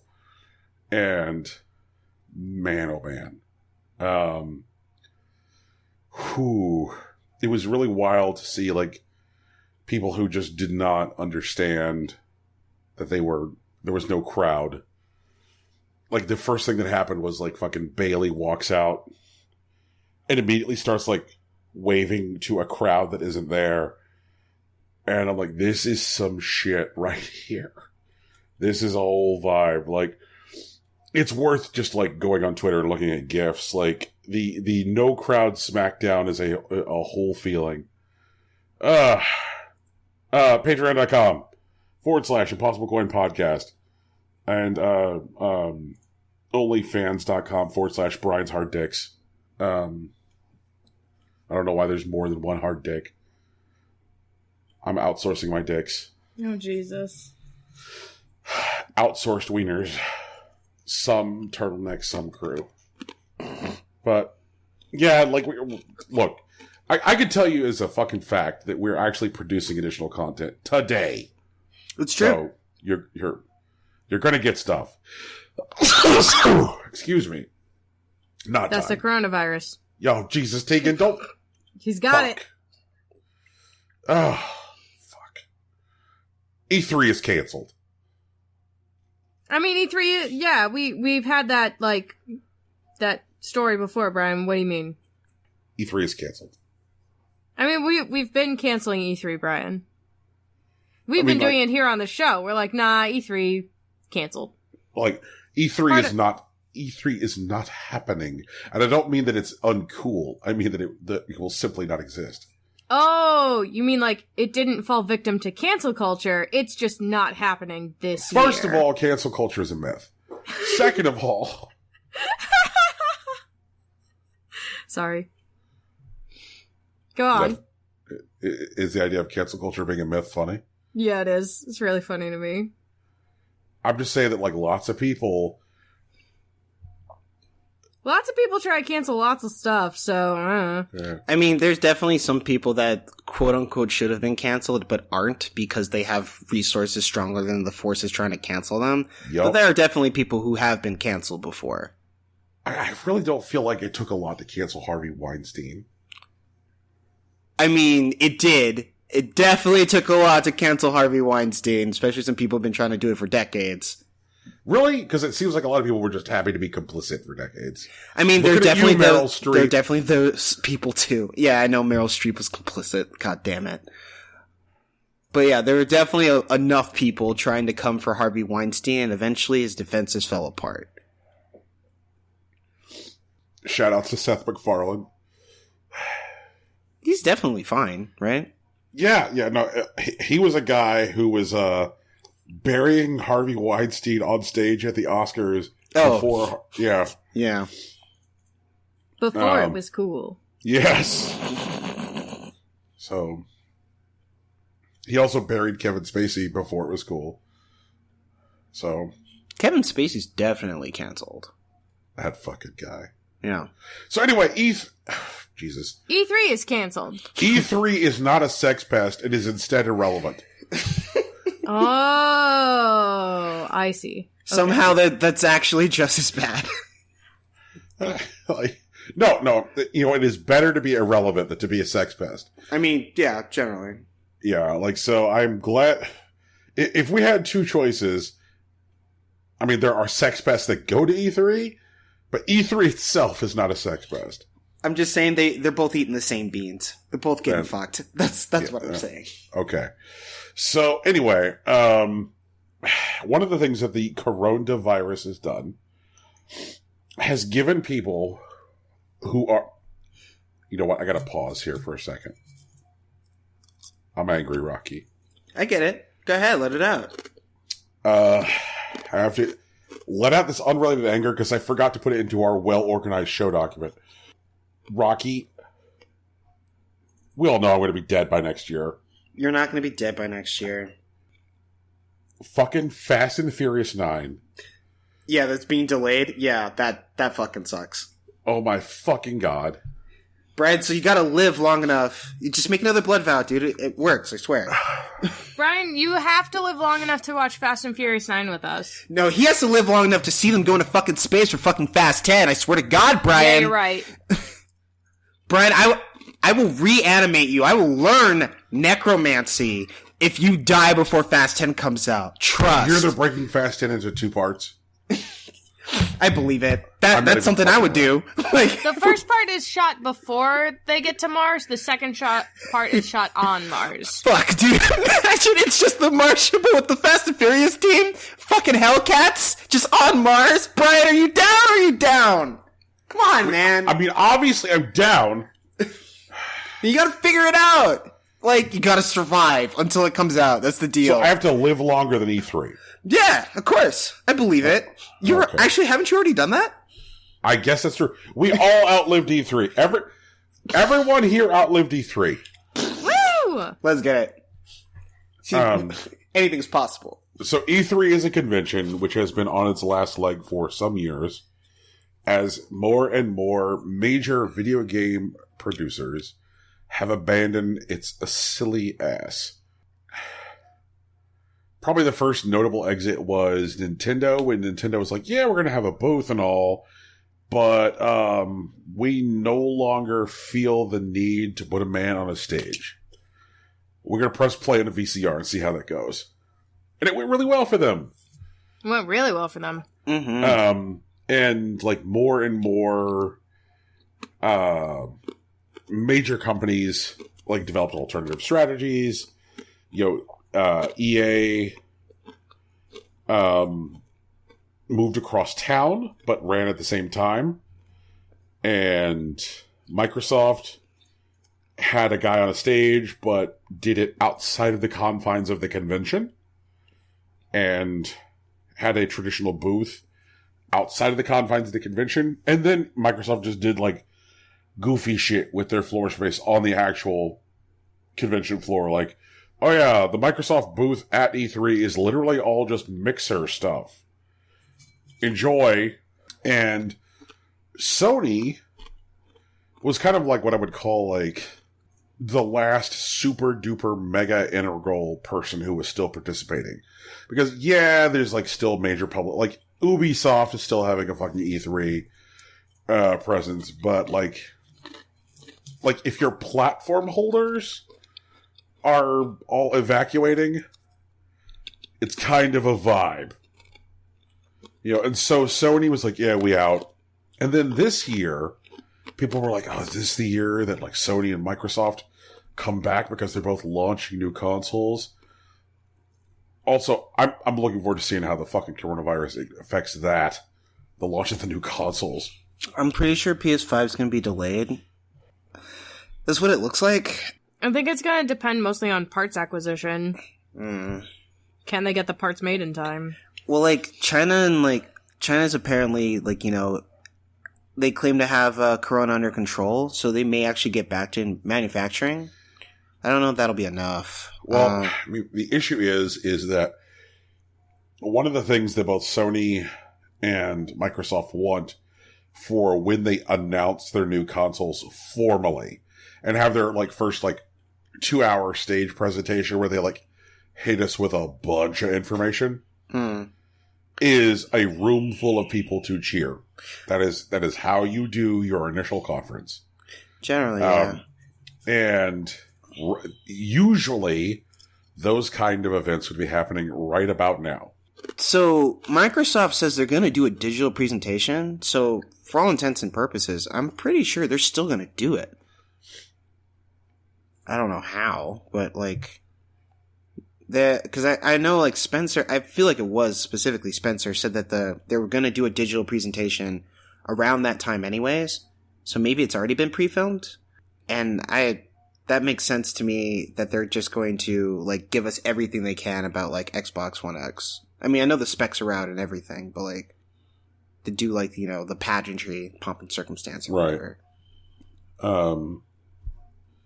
So yeah, I mean, I guess the point of this is that like E3 is this like weird throwback thing, which is like 90s as fuck, and was already like creeping into this place of like increased market relevance, and we had shit like marketing teams quitting working on the conference, and like Jeff Keighley had bailed, and then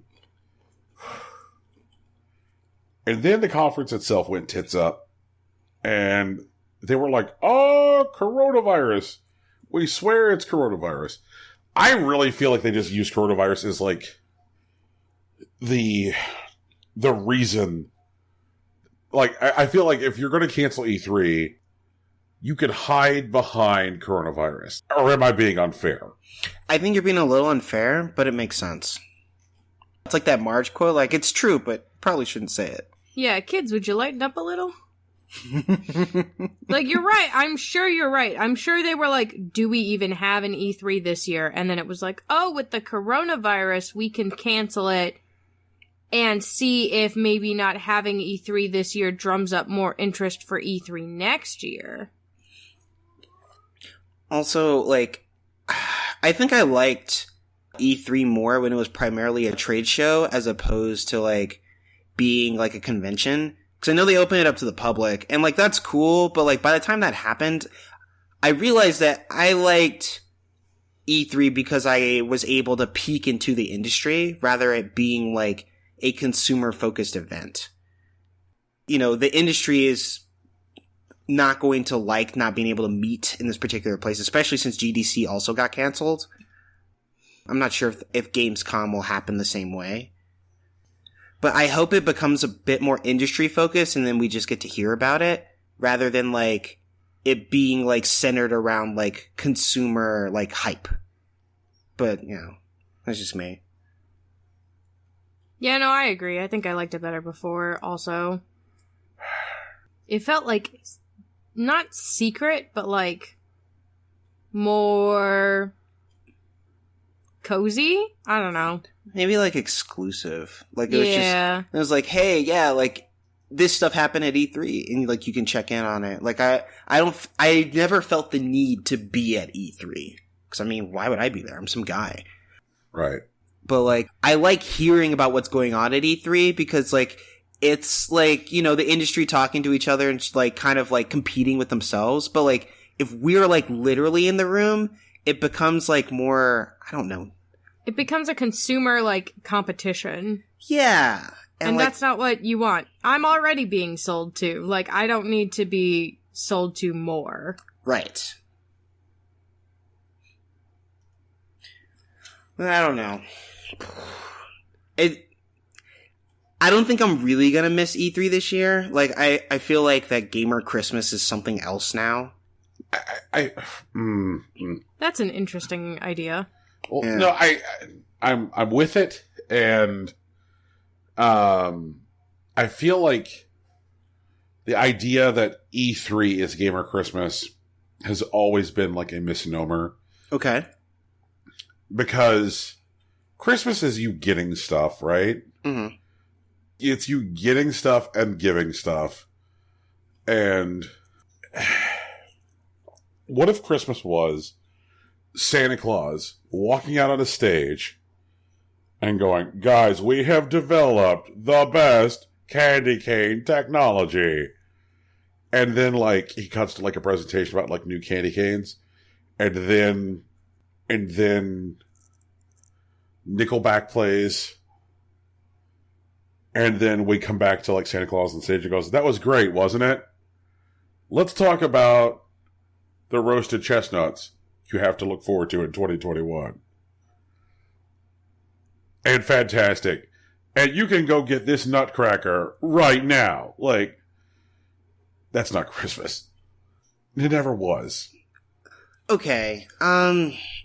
Maybe it's a misnomer. I can accept that. But I feel like the excitement around E3 was about, like, new and interesting stuff that you definitely wanted. And, like, the way, like, obviously, like, playing the game is the important part. But a lot of the excitement came from, like, the announcement. Like, it was just, like, it was always, like, a surprise. Like, I didn't know that this is a thing that they were going to bring to us. Right. Maybe that's not quite Christmas. I'm not sure what I call it, but, like, the level of excitement is similar to, like, you know, a kid on Christmas. Like, that level of surprise. But I'm not sure what else to call it at the moment. Fair enough. So, yeah. E3, not happening. Mm-mm. Do I read this dumb statement from the ESA? Do it, man. I mean, it's your business. You're the one who wrote it. After careful consultation with our member companies regarding the health and safety of everyone in our industry, our fans, our employees, our exhibitors, our long-time E3 partners, we've made the difficult decision to cancel E3 2020, scheduled for June 9th through 11th in Los Angeles. Following increased and overwhelming concerns about the COVID-19 virus, we felt this was the best way to proceed during such an unprecedented global situation. We're very disappointed that we'll be unable to hold this event for our fans and supporters. But we know it's the right decision based on the information we have today. If you go online, you could download COVID-19 right now. So, E3's not till June, right? Yes. Yeah.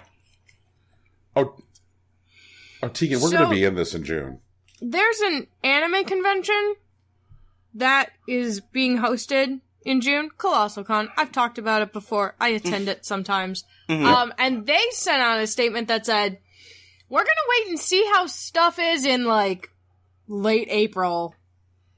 'Cause it might be a lot better by then. Meh. I feel like, I mean, this announcement, like, probably isn't really about COVID. Like, it's much more about, like, the people that, like, are doing E3, that, like, hold it up. Mm-hmm. They'll call Microsoft. Microsoft's like, yeah, I mean, I guess we'll be there. Like, we may not do a stage show, but, like, we'll do it. Ubisoft's like, nah, I don't think we're gonna do it this year. Nintendo says, you know, it's okay, we're not gonna go. And, like, they basically had enough people say, we probably shouldn't do it this year, to the point where they're just like, well, who's left? Nah, let's just cancel it. Right. Yeah. So maybe there aren't, like, enough, like, people that are, like, that are working on Colossal Con that are straight up like, nah, I don't think we're gonna do it. For them to, like, say, like, we'll see what happens in April. This is not going to be better in June. It's just not. Like, there. I mean, I can't say with any certainty, but it might be. I mean, no, it's not. I mean, humidity does something to, like, airborne viruses. Oh, for fuck's sake. All right, fine. You want to put money on that? How much, man? What's a big enough amount of money that shows that I'm serious, but not big enough that it won't spook you? What's your copay? Brian, what's your copay? When you go to the doctor, like $20? Mine's $20. Rocky, I will bet you one AAA video game. One AAA video game that this will not be better by June. Yep. And by better, we are saying an improvement as opposed to being resolved. Okay, all right, Rocky. What are you defining better as? Like that we have confidence that the outbreak has been contained in the United States. I'll take your money. You mean my game? Do you pick the game or do I pick the game? Or rather, does winner pick the game or does loser pick the game? Tegan picks a game. Tegan picks a AAA. We're all gonna have Animal Crossing already, Tegan. It's Animal Crossing. You have to buy a second copy of Animal Crossing. Holy shit. Just throw your fucking money away. Alright. Brian is so confident. This is amazing. I've never seen this level of confidence from Brian. I have. I'm excited.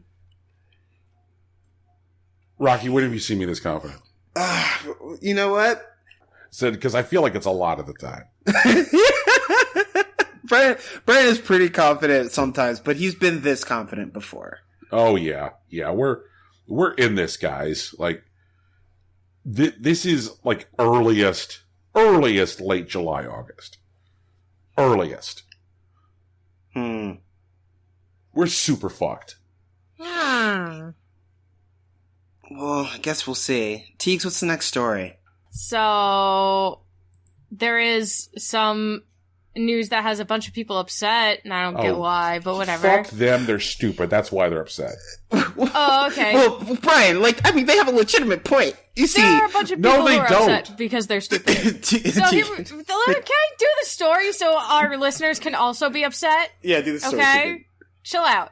Horizon Zero Dawn is going to PC. So PlayStation's Worldwide Studios president Herman Hulst announced it.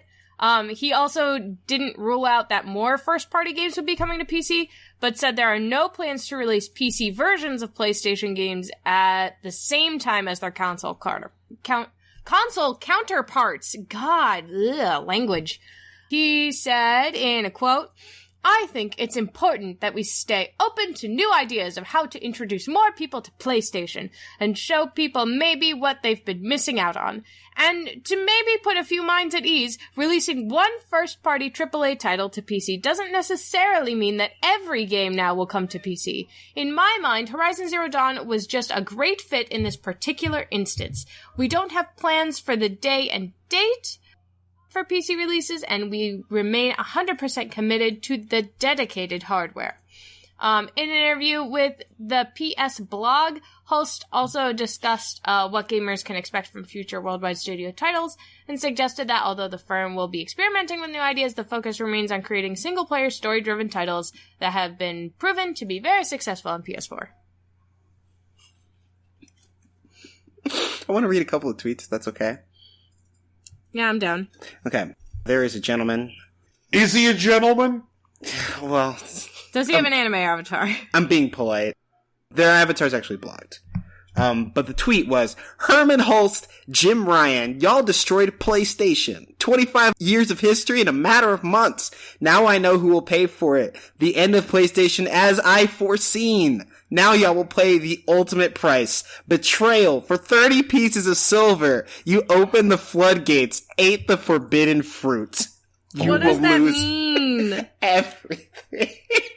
Why is he so mad? Oh, here's another one. I'm sorry, I have to do this in caps, so forgive me. It says, "That's not how you introduce people to PlayStation. I'll make you pay. And I'm going to make sure you lose everything. You spit in my face, destroyed my company and philosophy, all for what? To appease another platform that isn't yours? I knew this day would come. Prepare yourself."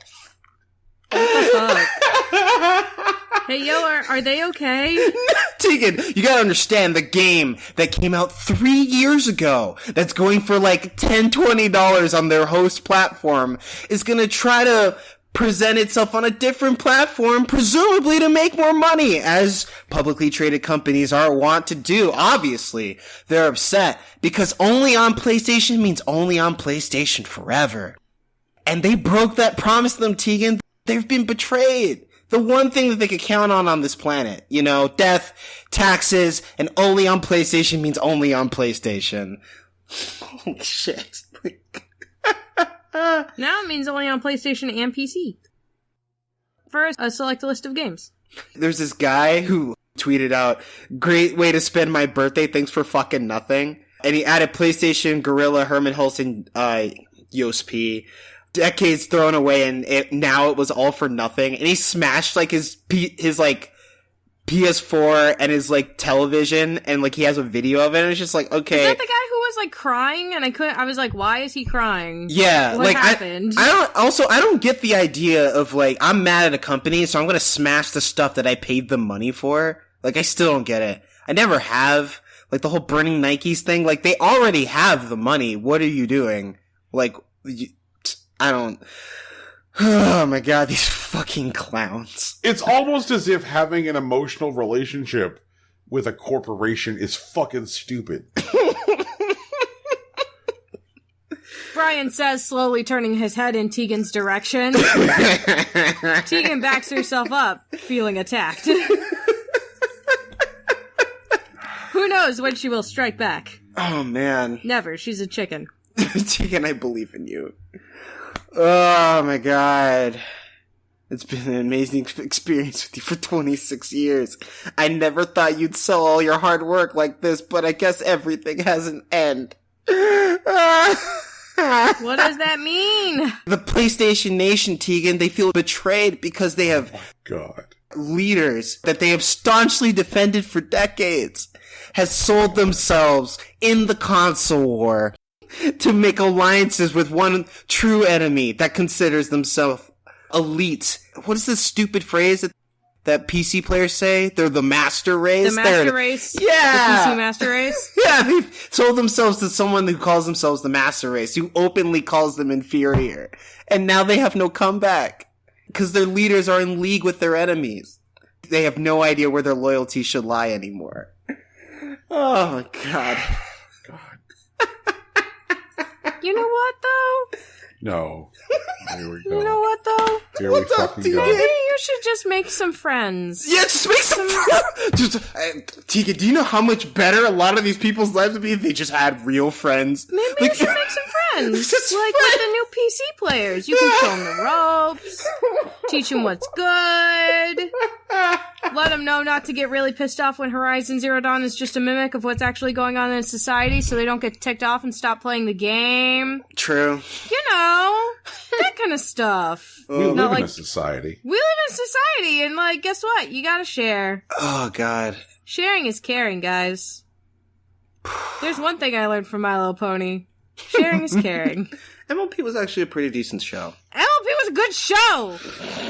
Mad about it. I feel you.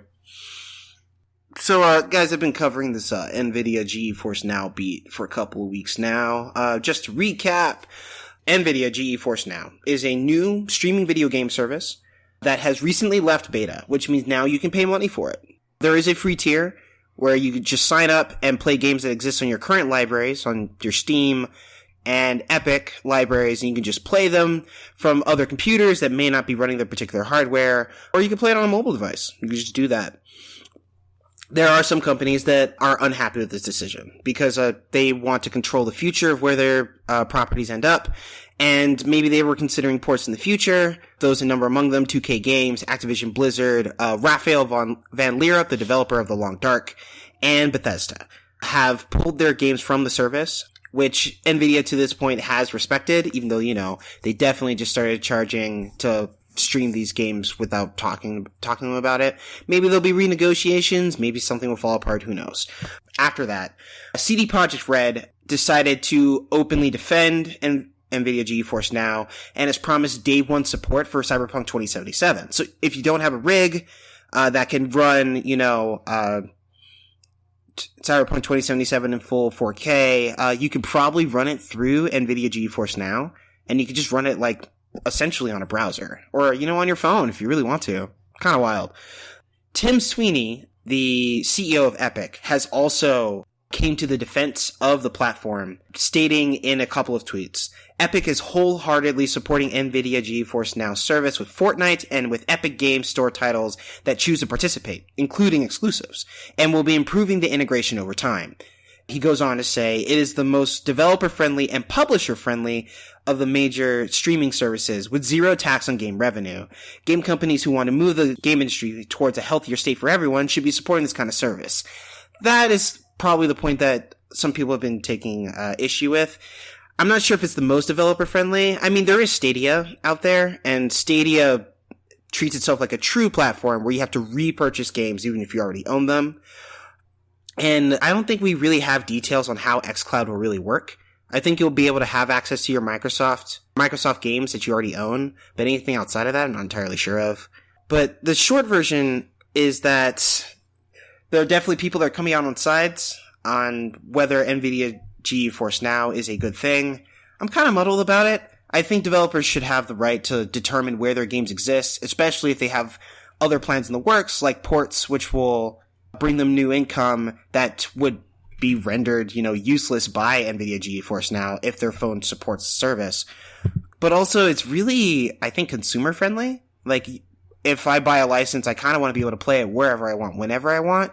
Although I know licenses don't always work that way. That's why you can't just fucking burn discs and give them to other people. But, like, the situation is getting muddier, and it's going to get messier before it gets more clean cut. But NVIDIA GeForce Now definitely has a big ally in Tim Sweeney, it turns out. What do you guys think? I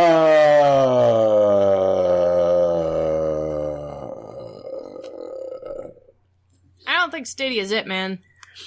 Stadia is not it. At least not now. Maybe in 3 to 5 years when they get their shit together, but that implies that they will get their shit together. Like, I think GeForce Now is good for me. I don't like the idea of, queuing to, play in a streaming service. Mm-hmm. But if that becomes a reality, I understand it. Actually, one of the things that, that I came across that I'm a little embarrassed I didn't know about, was the whole Steam Cafe, program that exists in Steam. They're not very common in the United States, but there are, people who own, cyber cafes where you can play games on, the cafe-owned computers. And those games obviously need licenses, even if you're logging into your own accounts. And Steam has a program to simplify that process for cyber cafes. That, they can buy licenses in bulk, and they can, set them up for commercial use so that they don't end up fighting with publishers, after the fact when they've already bought the computers and opened the doors. And I think that's kind of cool, but I didn't know about that program, and it's been around for years. Just had no idea. But there are definitely ethical ways to do what NVIDIA GeForce Now is doing, and in some situations they haven't been, especially with Raphael von Lierop and the people that are now named enemies of the service, because they definitely just transitioned from beta to live service without renegotiating their contracts, even though their contracts were specifically for the beta. And I hope that people like Activision Blizzard and Bethesda renegotiate. 2K Games would also be a big get for them as well. But I can see why people like Lierop, indie groups that may consider porting in the future or just even having that on the table for negotiating new deals would be opposed to just ending up on this service. Right. Man. So here's the thing. And I guess here's where I'm with them and here's where I part with them. Mm-hmm. I'm a big fan of the idea of when you buy a game, you buy a game. Right. It really grinds my gears when you buy a game and then the publisher wants to create a reason for you to buy the same game from them later. Yeah, who needs that headache? Right. Looking at you, Nintendo. We're fucking looking at you right now. Yep. And it's well, if I've bought the game, don't I own the game? They're well, no, you see, you have a license. You have a light. And I'm well, how about this? Fuck you. And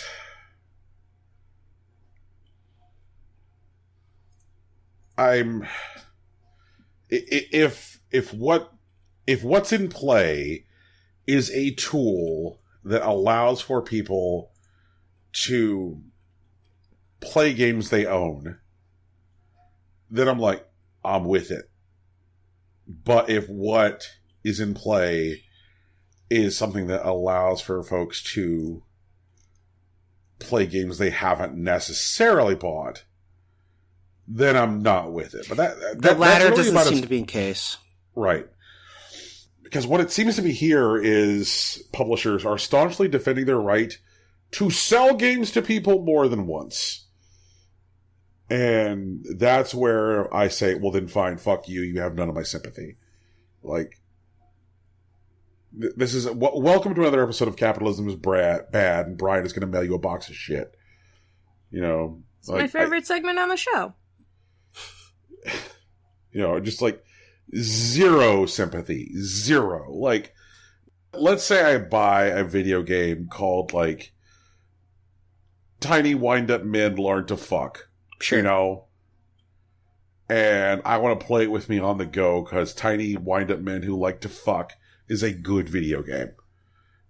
But, like, the publisher wants me to buy the mobile port as well, and then wants me to pay in order to have cloud support, so that way it'll talk to my Mac version.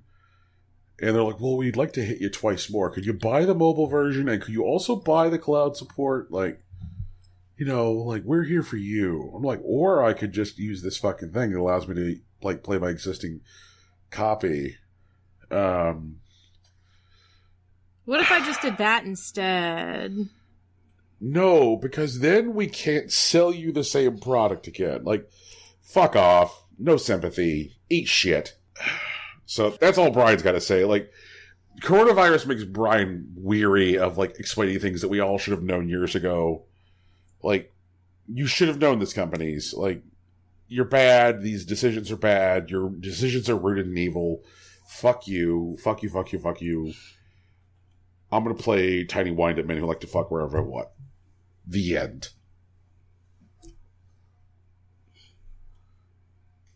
Rocky, Tegan. Mm-hmm.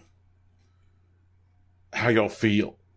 I think it sucks to try to sell people the same thing over again, but I also acknowledge that those are usually the more reliable customers for, like, mobile ports, and they would often draw attention to the game if it's getting a mobile port.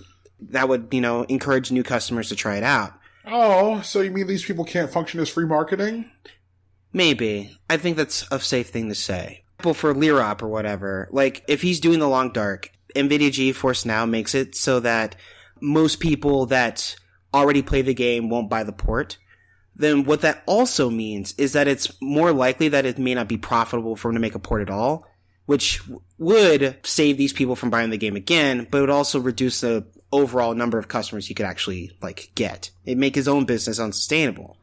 And I'm not sure if I want to do that to devs. I agree that maybe if their game can't sell on its own, maybe it shouldn't be on the market, but I also would like the market to be, like, as successful as possible, and in many ways as it can.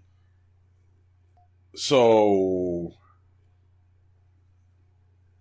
I got confused, so I'm going to try and boil down what I think I heard to its simplest points. Sure. It sounds like Rocky is carrying water for smaller devs and not larger companies. That's correct. Okay, all right. That's where I thought you were living. I agree with that. So, like, over here, Joe Dev, who is, like, maybe a 1 or 3 man operation, and is like, I'm not sure if we're going to get to make game number 2 if we can't port game number 1. Right. Versus, like, Activision Blizzard just, like, making, like, I don't know, Overwatch Mobile or whatever. Like, right. I don't care about that. It doesn't mean anything to me. Okay. All right.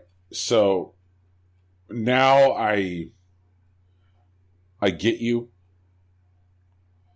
And I'm going to think about that. Mm-hmm. Those are complex feelings. That's where I'm at. I think those are important feelings also. Yeah. Yeah.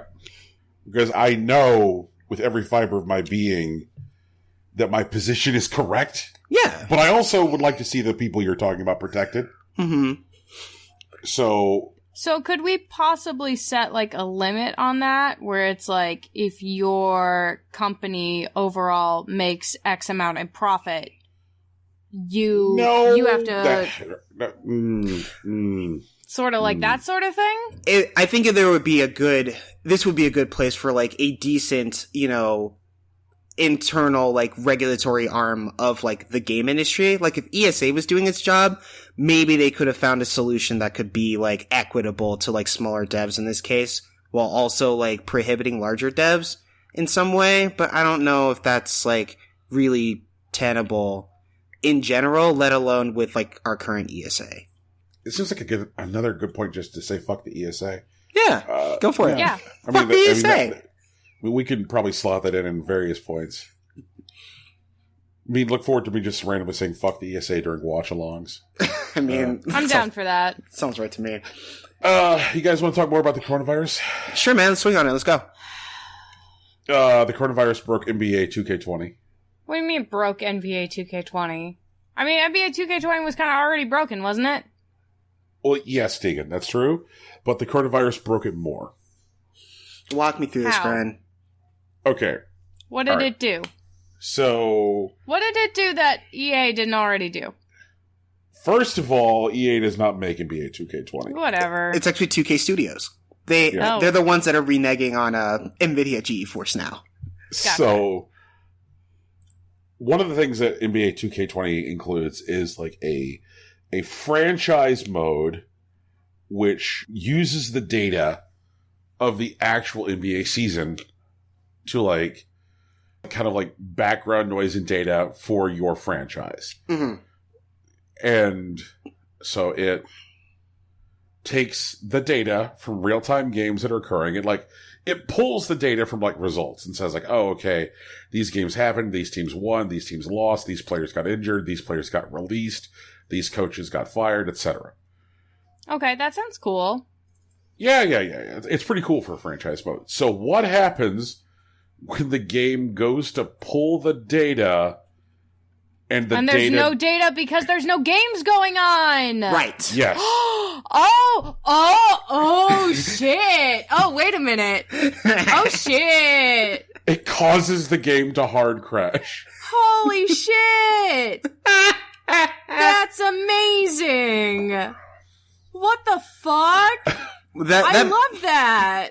That may be part of why, like, the Phoenix Suns have decided that they're going to continue to play the Sun season games on 2K. Maybe they're actually, like, part of a deal where, like, they have to, like, continue to provide data. And so, like, they're just going to play the 2K games themselves. This is amazing. Well, I hate this, but also, it's good. This is good in the bad ways. This is the bad place. We're in the bad place. Oh my god. Wait a minute, we're in the bad place. We might be. It's maybe a fun place for a test, actually. Yeah. So that's happening, and I was just like, wow, like, what a fucking spectacle of awfulness, because this is like both our burning world and why video games suck all at one time. You know? And I was like, wow, this is like, it's not high-key The Perfect Brian story, but it's low-key The Perfect Brian story. It's up there. It's top 5. Yeah, this is like Brian's ideal bullshit scenario, but also a very good example of this everything is being affected. Yep. So when I saw that NBA 2K20 wasn't working because of coronavirus, if you had turned on franchise mode, I was like, you complete me. That's fucking great. You're like, this is the perfect story. I don't want more of these, but I want more of these. Yeah, exactly. That's which fucking is different hilarious. than like that like cummy face porn, which I just don't want any more of. This is so fucking funny. What the hell? Hey, so if you enjoy franchise mode, tough titties. Take a break, y'all. Reconnect with your children. Find a lover. I don't fucking know. No, don't find a lover right now. Find a digital lover. It's scammed out of thousands of dollars because you're trying to fly your fake lover from fucking Nigeria. Oh god, no, it's Russia. It's always Russia. You'd be surprised how often it's Nigeria. Oh my god. I'm still like, what's the name of that TLC show? Is it 90 Day Fiancé? No, it's not 90 Day Fiancé. 90 Day Fiancé is a thing, though. Yeah. No, I've heard of that one. It's the one where like they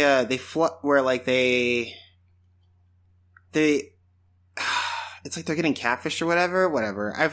It may have been actually 90 Day Fiancé. And there was this dude who like, I think he works in a grocery store or something. And like, he just keeps sending this Russian girl money. And at one point he borrows money from his boss. No. Oh, honey, no. And it's like nearly $1,000. No. Oh, and No. Oh, honey, no. And he like sends it to her so that she could like buy a flight to Mexico where they can meet. And it's just like, dude, are you fucking kidding me? Dude, how are you this dumb? And then I remember he has no friends. It's really important throughout this entire story that this man has no friends. Apparently has a boss that's willing to give him $700 or something, but no friends. Oh, honey, no. I'm sad for that man. I am perpetually saddened by this man. Oh my god. Poor dude. Check in on your friends during the coronavirus epidemic. Check in on your friends during the coronavirus. Please do that. Digitally. Also, check in on your grandparents. Hi, they might be lonely. Yeah, check in on your grandparents for me. I don't have grandparents. Digitally. Also digitally, yes. Yeah, digitally, yeah. Especially your grandparents digitally. But give them a phone call, you know? Mm-hmm. Yeah. You can also do that. Ask them how things are going in the home. They miss you. Don't go around my dad. Please leave Mr. Cartwright's dad alone. Mr. Cartwright. This is Brian Cartwright. But, like, please leave... Oh, Jesus. Did I just get Mr. Cartwright? No, you're Brian. Your dad's Mr. Cartwright. Yeah, you almost got Mr. Cartwrighted, but Rocky messed up. Yeah. What the fuck else is going on? Okay, so, Nothing else ever. There's more coronavirus is ever going stuff. on, ever. Because of the coronavirus, there is a tournament. Final round that is being merged with Brussels Challenge. It barely matters. The important part is that because of the coronavirus, Arc System Works is not going to be there with the current demo for Guilty Gear Strive. Right. And there will be no video, and there will be no, singing the smell of the game, which is, sucks. But the thing is, they should just put out the demo. They should just put it on the PlayStation Store, and we should just get to play it. I want to play Guilty Gear Strive. I'd like to play right now. I'm going to have more time just sitting around in my space, and I'd like to play more fighting games, and Guilty Gear Strive seems like a cool thing. Just do an impromptu beta. Just let it go. Everyone's going to love it. So you mean they're not taking advantage of the fact that everyone's in self-quarantine and has to be at home, where they could, like, fucking beat the shit out of your game for you? That's what I'm saying. Like, guys, come on, just let's do it. It'll help, I promise. Just give us the game. Just give us Guilty Gear Strive. Guys, come on! I want to be so bad guy! I want to play with the girl with the fucking anchor. I want to swing an anchor at giant men. Please let me do it. I want to do it so bad. Rocky, you could just be a girl. You could just do that. I'm not sure that's an option that's available to me, but yeah, you just gotta be a girl. I don't know if I can do that, Tegan. But Arc System Works, tough life. Hear my cry. I want to smell the game. Please put out the demo. Please and thank you. So this isn't so much a story. No. As Rocky's plea to a company. Yes. Okay, I just wanted to make sure I understood. Please let me play this game. I'm dying in self-quarantine. Exactly. Yeah, you guys got it. This whole thing. I have nothing else to do, and I would play the shit out of your game, but you are not being market savvy and posting a beta for it. Please so, cooperate with me and let me play. When you miss out on all that revenue, it's your own fucking fault. Oh my god. Tegan. Yes. Is there any more news? There is a little bit more news. So, guess who joined GameStop's board of directors? Do I get multiple guesses? You get one guess because you already know. No, Brian gets 36. He has 34 wishes left. He gets 34 guesses. Okay, you're right. He gets 34 guesses. Fuck. He wasn't prepared. Burt Bacharach. Huh? Burt Bacharach. No, I don't know who that is. I don't know who anybody is. I shouldn't be running this game. Oh, no. It's not Cool Dad Phil Spencer, but it is everyone's favorite video game dad. Who isn't Cool Dad Phil Spencer? So it's not strangely distant video game cousin Jonathan Blow. No. All right. And it's not like cool video game friend who we made out with under a pier one summer, Jeff Gersman. No. Who is it? It is Reggie Fils-Aimé. Oh. Yeah! He'll be joining GameStop's board of directors on April 20th. So it's like an early indicator that he's not quite done with games, which are like, duh. Because video games are awesome. But when Fils-Aimé joins the board, there will be 10 board members. Do they know that boards don't really do anything? I don't know. You've been to your local GameStop, you know? I have. Semi-recently, I'd hope. So you know how it goes. Brian, you know exactly how it goes. Yeah. It could be that they know. Could be that they don't. You can't tell. All right. I have some thoughts on this. Okay. Hit me. Well, don't actually hit me, but you know what I mean. Okay. You know when your grandpa's dying? Yeah. And he says, "Can you bring my records to the hospital?" And you say, "I'll try, Grandpa," and then you promptly forget? Or like where you actually follow through on that? You bring the records to the hospital, but then you realize there's no hi-fi in Grandpa's hospital room, so it's not like you can listen to the records. Okay, yeah. You sadly get out your phone and you put on, like, you know, Rootin' Tootin' Soda Judy or whatever fucking song you wanted to listen to as you lay there dying.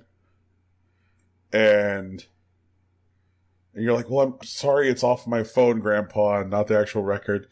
And he's like, "I'm just glad you brought it." That's putting Reggie on the board of GameStop. This does nothing. I would like for it to do something.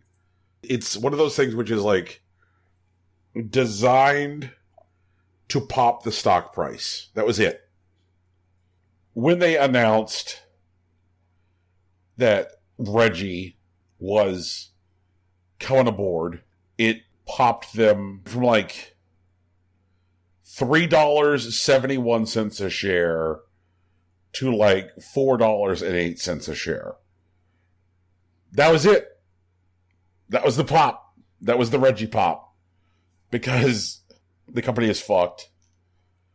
And at this point, you know, people who like have a lot of money invested in GameStop are angry. There is an investment capital group which owns 7.5% of GameStop called Hestia Capital. And they're mad at the Reggie board seat because they know that, like, an individual board member can do nothing. Like, that's part of the point. Like, but what board members can do is cast votes in situations which require the board to vote. Mm-hmm. And so Hestia Capital feels like the board seat should not have gone to like a figurehead which won't really do anything. That the board seat should instead gone to people who own a significant share of the company, so that way they have a voice in situations where the board is voting on the future of the company. And so, like, Hestia Capital wants a seat, and if they don't get it, there is another group which owns about the same amount of shares, and the idea is that they might end up in a fucking proxy fight where they start selling off their shares, which would then cause a significant drop in a stock which is already valued at less than $5 a share. So we could see like a significant devaluation of the GameStop stock. Between outstanding venture capital firms and a change in the way people buy video games, and the coronavirus, I just don't see any way that GameStop makes it out of 2020 alive. And that makes me sad. Like, hold on. So, let's say Hestia did get the board seat, right? Like, just rewind a week ago. Yeah, and they got the board seat instead. Yeah, and they got the board seat instead. What were they really going to do? Like, Hestia wasn't going to save GameStop. No, they don't want to save GameStop. What Hestia wants to do is force a breakup and sale. Right, yeah. And so, like, I don't know. I feel like... And they kind of want to, like, move the ball down the field to that end. Mm-hmm. They want to go ahead and get their money, which is like what venture capital companies do. Right, yeah. You know, it's kind of like a Bain Capital move. They want to go ahead and collect their blood and, you know, leave the corpse by the side of the road. Right. Like, GameStop is kind of like stalling dealing with these people they've taken money from. Sure. That makes sense. The only way they can really appease those people is by making a bunch of money. Right. And being like, see, guys, we're putting together the money. The problem is that I just don't know a way that they can, like, put together enough money to make these people happy. Because when you invite those people into your house, you know, when you take their money, they're fucking Draculas. Mm-hmm. You know? There's a reason that there's not a whole bunch of success stories about, like, and then we took money from this VC firm. Like, the world is not full of those stories. Right, yeah, they're few and far between. Yeah. I just don't know, with today's market conditions, how you make enough money to make them happy. Well, yeah. I mean, because, you know, the fundamental problem is that the way that GameStop made money, they can't do anymore. Like, the bread and butter was used game sales at a price similar to, like, new game sales, despite paying, like, low amounts for the used game in the first place. But, like, used game sales aren't really that big of a thing anymore. Like, they are significantly smaller because of the digital marketplace and et cetera, et cetera. And so, like, they need a new way to make money, and they haven't figured it out yet. And I'm not sure if they're going to figure that out soon. They probably won't figure it out this year. I can accept that. I guess what I'm trying to figure out is that, like, let's say Hestia, like, ends up in a proxy war with, like, the other company. They both devalue the stock. I mean, I guess that reduces how valuable the stock is perceived, but does that really change anything that they're doing presently? So, I mean, what would be the end goal for them? Is to get the stock devalued so much that it gets delisted, which would then require GameStop to start doing something like liquidating its asset to satisfy its debts. Fair enough. That makes sense. Yep. And unlike something like Sears, which is such an old company that Sears just happens to own, just accidentally, some of America's most valuable real estate. Yeah, you just fall into that shit, of course. Yeah, you're like, oh, like in 1900, we bought this plot of land in Manhattan. You know. They just own fucking Wall Street, some bullshit. Right. You know, like, GameStop doesn't have that. Yeah, no. Yeah. It's like, oh, this warehouse full of fucking Guitar Hero guitars or whatever. Like, that we never sold. Oh, man. That's rough, actually. Yeah. And and coronavirus is really the fucking scorpion that is going to do the fatality here. Like, I don't know. I'm, like, low-key expecting, not necessarily a boom, but definitely a bump in, like, game sales. Maybe not brick and mortar. Digital.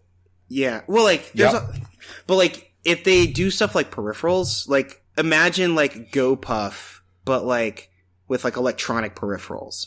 You know what I mean? You know, I have a sassy comment, but I can't say it because it involves a company that I work for. Oof. Rip. Yeah. I know what you mean. I get you. Yeah. I was going to say, there already is that GoPuff. Yeah, you're right. Yeah. Oh, man. If you want to get a new controller or a headset and not leave your house, it is possible. Mm. Yeah. Oh, God. Guys, do we care about what came out on Steam today? Just tell me how many games so far. I'll decide if I care. Okay.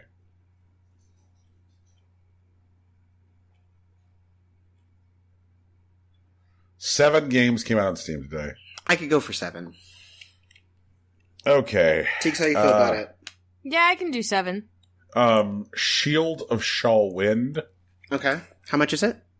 It is $12.74. Okay, I'm listening. I know, big money, big steep. money. Yeah. Steep for Steam. We've done this segment long enough that we know that's expensive for Steam. Brian, Big money, no whammies. I wish you were there for the fucking for that dwarf game that we read last week. Oh god, it was ridiculous. Oh, it was legit absurd. This kind of looks like a Diablo clone. Okay. All right, what else we got? $12 Diablo clone? Yeah. Anything fun in the descriptions? Not really. All right. Next up is Make Me Lag. Ugh. No, thank you. Why? Make Me Lag is the first game that features a revolutionary new control scheme. Your character actions are determined by the game's frame count. Use external software and tricks to lower your count to control your character to defeat the evil monsters and save the world.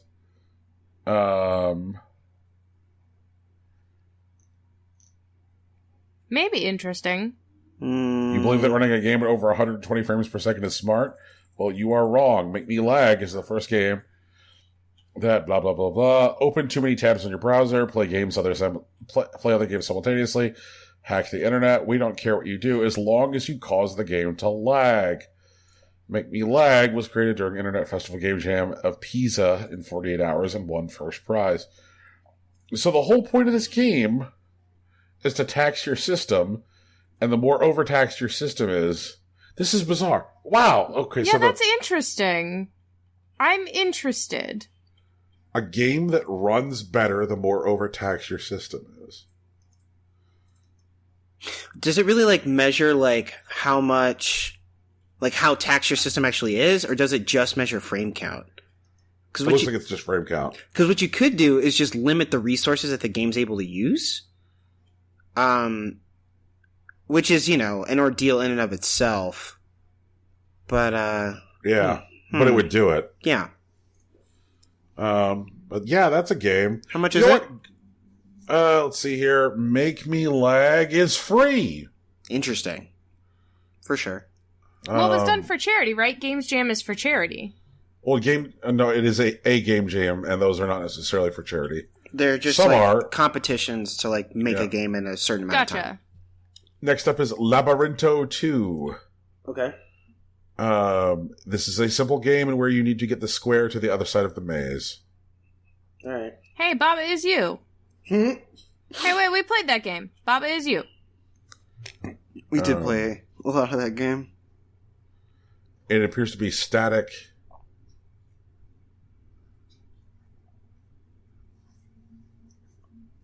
It appears to be static backgrounds.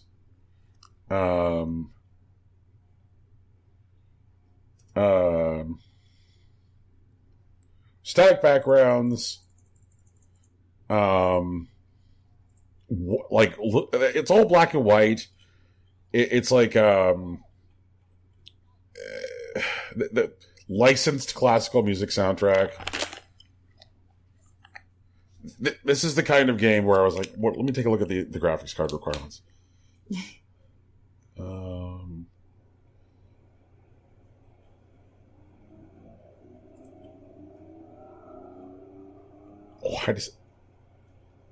Yeah, this feels weird. I feel like this is a game which is actively stealing.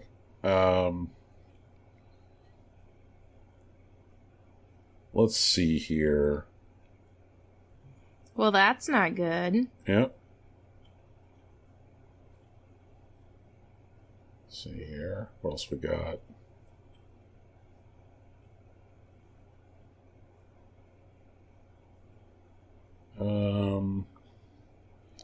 So other than Labyrinto 2, we've got Kingdom Warrior for 59 cents.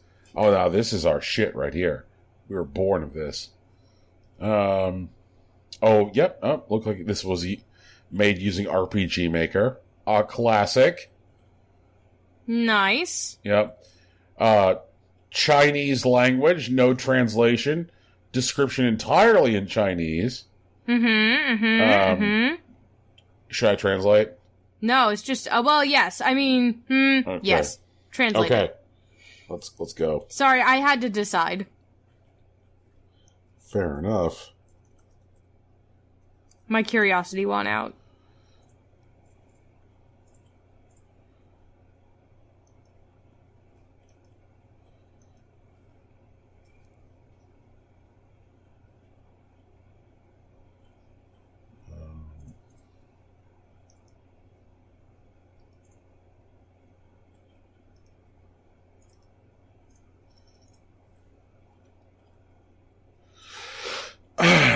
Thank you for choosing and browsing this game. We will continue to update this game. This game is currently in the early stages, so many things will not be perfect, but we guarantee that it will be worth the money paid by every player. At the same time, the studio is now recruiting artists. Want to experience palace life? Kingdom Warrior takes you on to an unusual palace. Traditional RPG games give you different gaming experience. Here you can find your passion for playing traditional RPG. More sandbox mode and story mode, dual line experiences, sandbox mode, experience a different palace life, rich missions in game, free team formation, Easter eggs, complete transportation system, self-regulated selling pricing system, cool combat in the store. You want to practice yourself in the palace. The king is about to die, leaving an unexpected will. I feel that.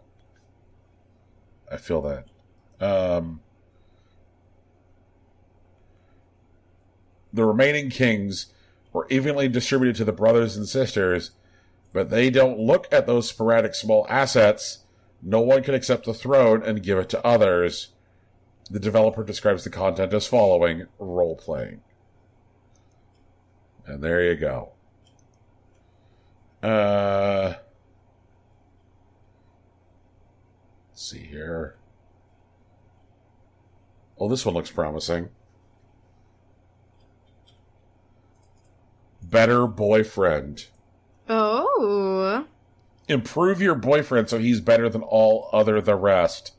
Nag and encourage your boyfriend to level him up. If you are vigilant, your boyfriend will learn to complete tasks without you reminding him, and will start proactively doing nice things for you. This is just fucking life. This is a particular kind of fantasy. This is just life. That's real life. That's real life. Improve your boyfriend so he is better than all the rest. Create your avatar. Create your boyfriend. Nag and encourage your boyfriend. Look forward to the day he makes a bet on his own.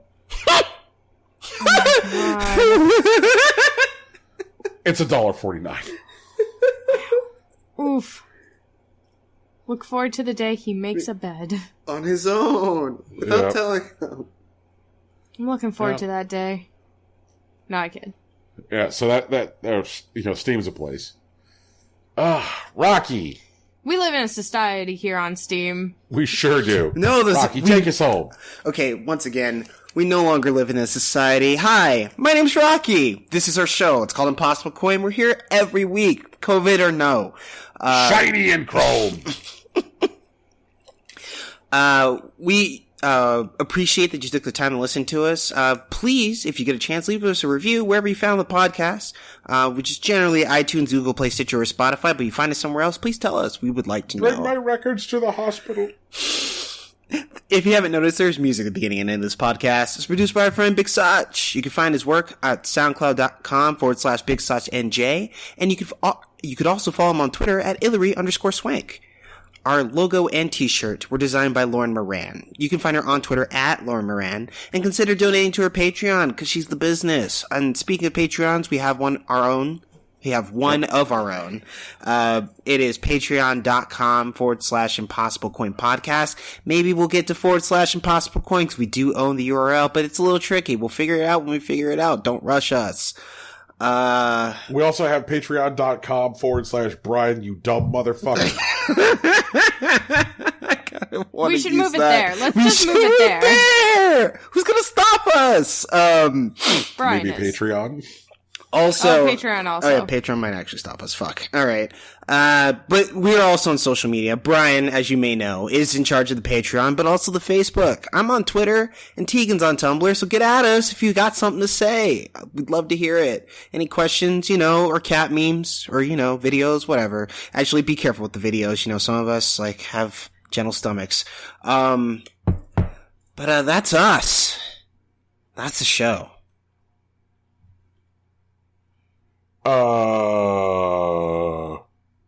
Yeah. It's rough out there. Stay in your house. Listen to us. Listen to us. Yeah, we're around. There's a back catalog. Don't listen to Cobra Club. And we got those watch-alongs, so you can enjoy us when we don't have brand new shiny content out. Yeah, We're here for you. Watch Summer Wars. Summer Wars is sick. Summer Wars is great. Watch Summer Wars. What the heck? But once again, please don't listen to the Cobra Club episode. It's way too long, and it's terrible, and I'll fix it one day, but that day is not today. Cobra Club : editor's cut? Oh, dude. If you listen to the Cobra Club edition, comment below. I'll buy you a beer if you actually listen to it, just as an apology, because, like, it's 4.5 hours long for some dumbass reason. I don't know what I was thinking. I don't know how we did that with Tegan not even here. Wait, Tegan was here. No, Cobra Club? She was out of office. Oh my God. I was out of office and I came back and I was like, I regret that did being happen. Out of office. You're right. We did like a whole hour and a half, and then Tegan showed up, and then we did it for another like 3.5 hours for some dumb reason. Who were we? Ugh. Was not a. Sometimes this show had room to grow. I'll fix that. It had more room to grow then. It did. We're a lot better now. But yeah, that's what we're doing. Fuck. All right. Stay safe out there. Love your people. Love yourself. Be safe. Be happy. Find joy in what you can. And you know what? If you've already got people in your house and like they're down, fuck hard. Fuck hard. Oh my God. It's going to be a lot of Sagittarii and Capricorns. Heck yeah! Those are my people. All right. So I guess peace and fuck hard. Bye. And wash your hands. Later. And call your grandparents.